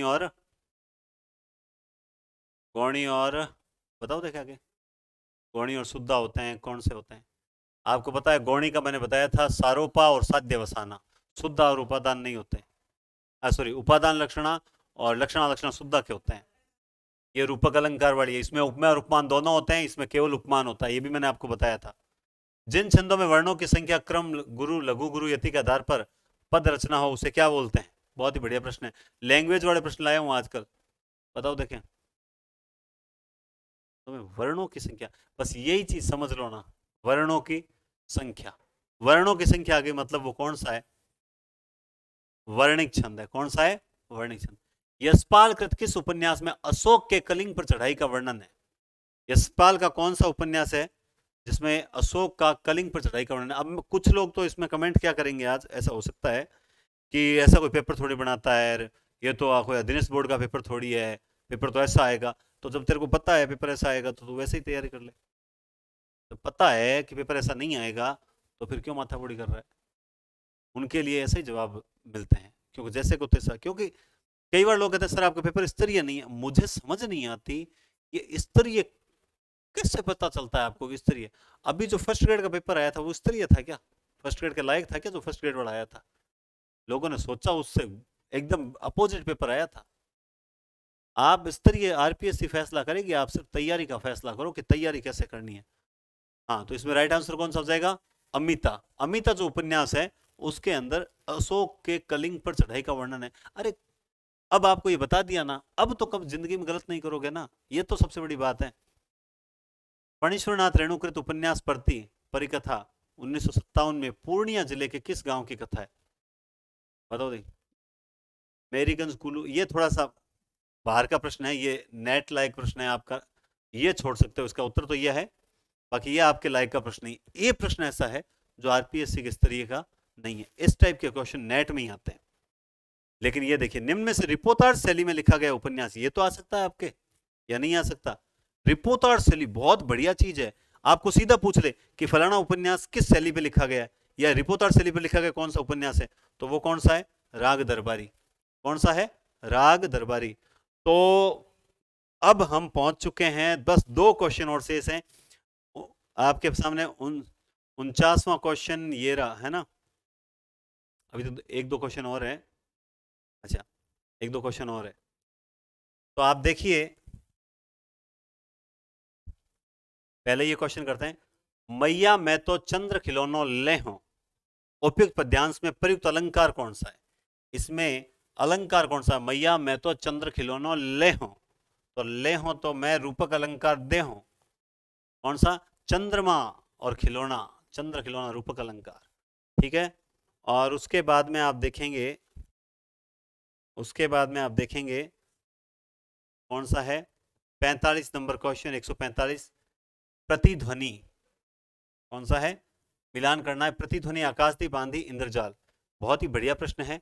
आपको पता है ट्रिक है छाप आई, छाप आई, इसका मतलब ई तो लास्ट में है सबसे, ऐसे सन याद नहीं आएंगे, मैं जानता हूं, ई लास्ट में है ना, तो इसका मतलब इसमें 29, 26, 36 और 31, इसका मतलब सबसे लास्ट सन कौन सा है? ये है, तो इसमें तो हो जाएगा डी। अब सबसे पहले कौन सा है? छाया, और उसके बाद कौन सा? प्रतिध्वनि, तो सबसे पहले प्रतिध्वनि 26, 31, 29, सबसे पहले कौन सा आएगा? ये कौन सा हो जाएगा? तो ए में 2 और डी में 4, ए में 2 और डी में, ये तो बैठ नहीं रहा, ये तो बैठ ही नहीं रहा, गड़बड़ कैसे हो गई? छाप आई, ए में 2, फिर इसमें 2 करें, अच्छा अच्छा अच्छा, हाँ ठीक है ठीक है, और इसमें ए में तो 2 है, फाइनल है, बी में 1, आंधी में ये 31 हो जाएगा, और ई में, हाँ तो सही बैठ गया ना, फिर सही है ना, 3 होगा, 4 कैसे होगा? बिल्कुल सही आपको मैंने बताई, खुद ही दिमाग। देखो सबसे पहले प है और फिर ई है, ई सबसे लास्ट में है, ये रहा ई 36 में है, और प जो है 26 में है, बस इसका राइट आंसर हो जाएगा बी। और जैसा कि कल वो जो रस वाला प्रश्न मेरे गलत हुआ था, तो उसी कारण से मैं आज ये लास्ट क्वेश्चन एक हमेशा परिभाषा का लेकर आ रहा हूं, क्योंकि मुझे लगता है एक परिभाषा पूछी जाएगी, काव्य शोभाया करता रहो धर्मा गुणा, कि काव्य शोभाया करता रहो धर्मा गुणा, अर्थात वे गुण जो काव्य की शोभा बढ़ाने वाले होते हैं अलंकार कहलाते हैं, है ना, जो काव्य की शोभा बढ़ाता है वो अलंकार होता है। इस अलंकार की उपयुक्त परिभाषा किस आचार्य की है? तो ये आज का राइट क्वेश्चन है, और फटाफट आंसर की तो मुझे पता है आनी शुरू हो गई होगी। ये परिभाषा है वामन की, ये परिभाषा किसकी है दोस्तों? वामन की। तो आज कठिन परिस्थितियों में भी हमने ये पेपर कंप्लीट किया है, पीपीटी तैयार नहीं थी फिर भी आप लोगों ने सहयोग किया है, और हमारी एक क्लास कंप्लीट हुई। वरना क्या होता है कि अब समय नहीं है कि हम मतलब एक दिन आज क्लास नहीं होगी मैसेज डाल दें, अब जिम्मेदारी संभालनी ही थी, तो आज क्लास होगी, कल भी क्लास होगी, परसों भी क्लास होगी, बीच 10 तारीख को हो सकता है संपूर्ण पाठ्यक्रम से पहले एक बार फिर एक दिन का गैप ले लेंगे, ताकि क्या है आपको और बढ़िया तरीके से 3 पेपर कंटिन्यू करवा दें, और एक बार सिलेबस हो जाएगा। फिर जो कुछ छोटी छोटी क्लासें भी, और जिस दिन गैप लेंगे ना उस दिन आपको कुछ छोटी छोटी क्लासें दे देंगे, जैसे 2 क्लास दे दूंगा, एक तो सब शक्ति वाली दे दूंगा, एक अलंकार वाली दे दूंगा। तो उम्मीद करता हूँ आपको बहुत बढ़िया लगा होगा। अब लाइक सब्सक्राइब करना नहीं भूलें, और कल मैंने देखा नहीं कि सबसे पहले की किसने भेजी थी, आज आपके आंसर की जो भी भेजेगा मैं ज़रूर देखूंगा। और इसके अलावा हाँ, सबसे इंपॉर्टेंट बात यह है कि कल वाला पेपर वास्तव में ज़बरदस्त होगा, ऐसा पेपर जो बिना तैयारी वाले जरूर देखें। अरे सर क्या बोल रहे थे, क्या बोल रहे, बिल्कुल कह रहा हूं जरूर देखें। क्यों? ये प्रश्न आपको बताएंगे साहित्य चीज क्या है, टफ नहीं है, लेकिन आपको पढ़े हुए को, मतलब जब आप चर्चर, जैसे ये चीज है ना, ये चीज ये क्या कर रही है, आपको एक नहीं 4 रचनाएं आपको बता रही है कि इसका ये सन है, एक प्रश्न में 4 प्रश्न क्लियर होंगे। संस्कृत विभाग का भी फर्स्ट ग्रेड का पेपर देखा था ना, उस टाइप का पेपर बनाया है कल, तो बहुत ही जबरदस्त और आनंद आने वाला पेपर है। उम्मीद करता हूं कल बढ़िया तैयारी करके आओगे, और याद रखें मैंने आपको पहले भी बोल दिया है, और आपको ये करना है कौन सा, आज ये 6ठा पेपर खत्म हो गया, कल 7वां पेपर होगा, और परसों 8वां पेपर खत्म हो, तो 6, 7, 8 तो कंटिन्यू, अब ये तो हो ही गया 2 पेपर। 9वां पेपर जिस दिन होगा संपूर्ण पाठ्यक्रम का, उस दिन मुझे क्या चाहिए बताओ दे दोस्तों, बताओ मुझे क्या चाहिए उस दिन, जिस दिन 9वां पेपर होगा उस दिन मुझे क्या चाहिए, सब कमेंट करके बताएंगे, बताओ देखें जल्दी से, देख मैं भी देखूं सही, वास्तव में कमेंट करते हैं पेपर करा दी भाग जाओ यहाँ, बस क्यों काम आप काम निकल गयो, हम गुरुजी भले बक बक कर दो, है ना। चलो बताओ 9वें पेपर किस दिन क्या चाहिए, 1K 1000 लाइव चाहिए मुझे, और इतनी मेरी पेपर्स की कीमत है, बल्कि मेरे पेपर जो है, ये मेहनत जो है ना, इसकी कोई कीमत नहीं है, फिर भी इतना तो मैं आपसे अपेक्षा कर सकता हूं कि उस दिन आप सभी, भाई सब आप अपनी अपनी जिम्मेदारी लीजिए, कोई किसी को ला नहीं सकता, मैं जानता हूं, आप स्टेटस लगा दीजिए, करे बस दीजिए, उससे बहुत हो जाएगा, और बहुत अच्छा मतलब दिख भी रहा है मुझे। तो बहुत बहुत धन्यवाद और शुभ रात्रि।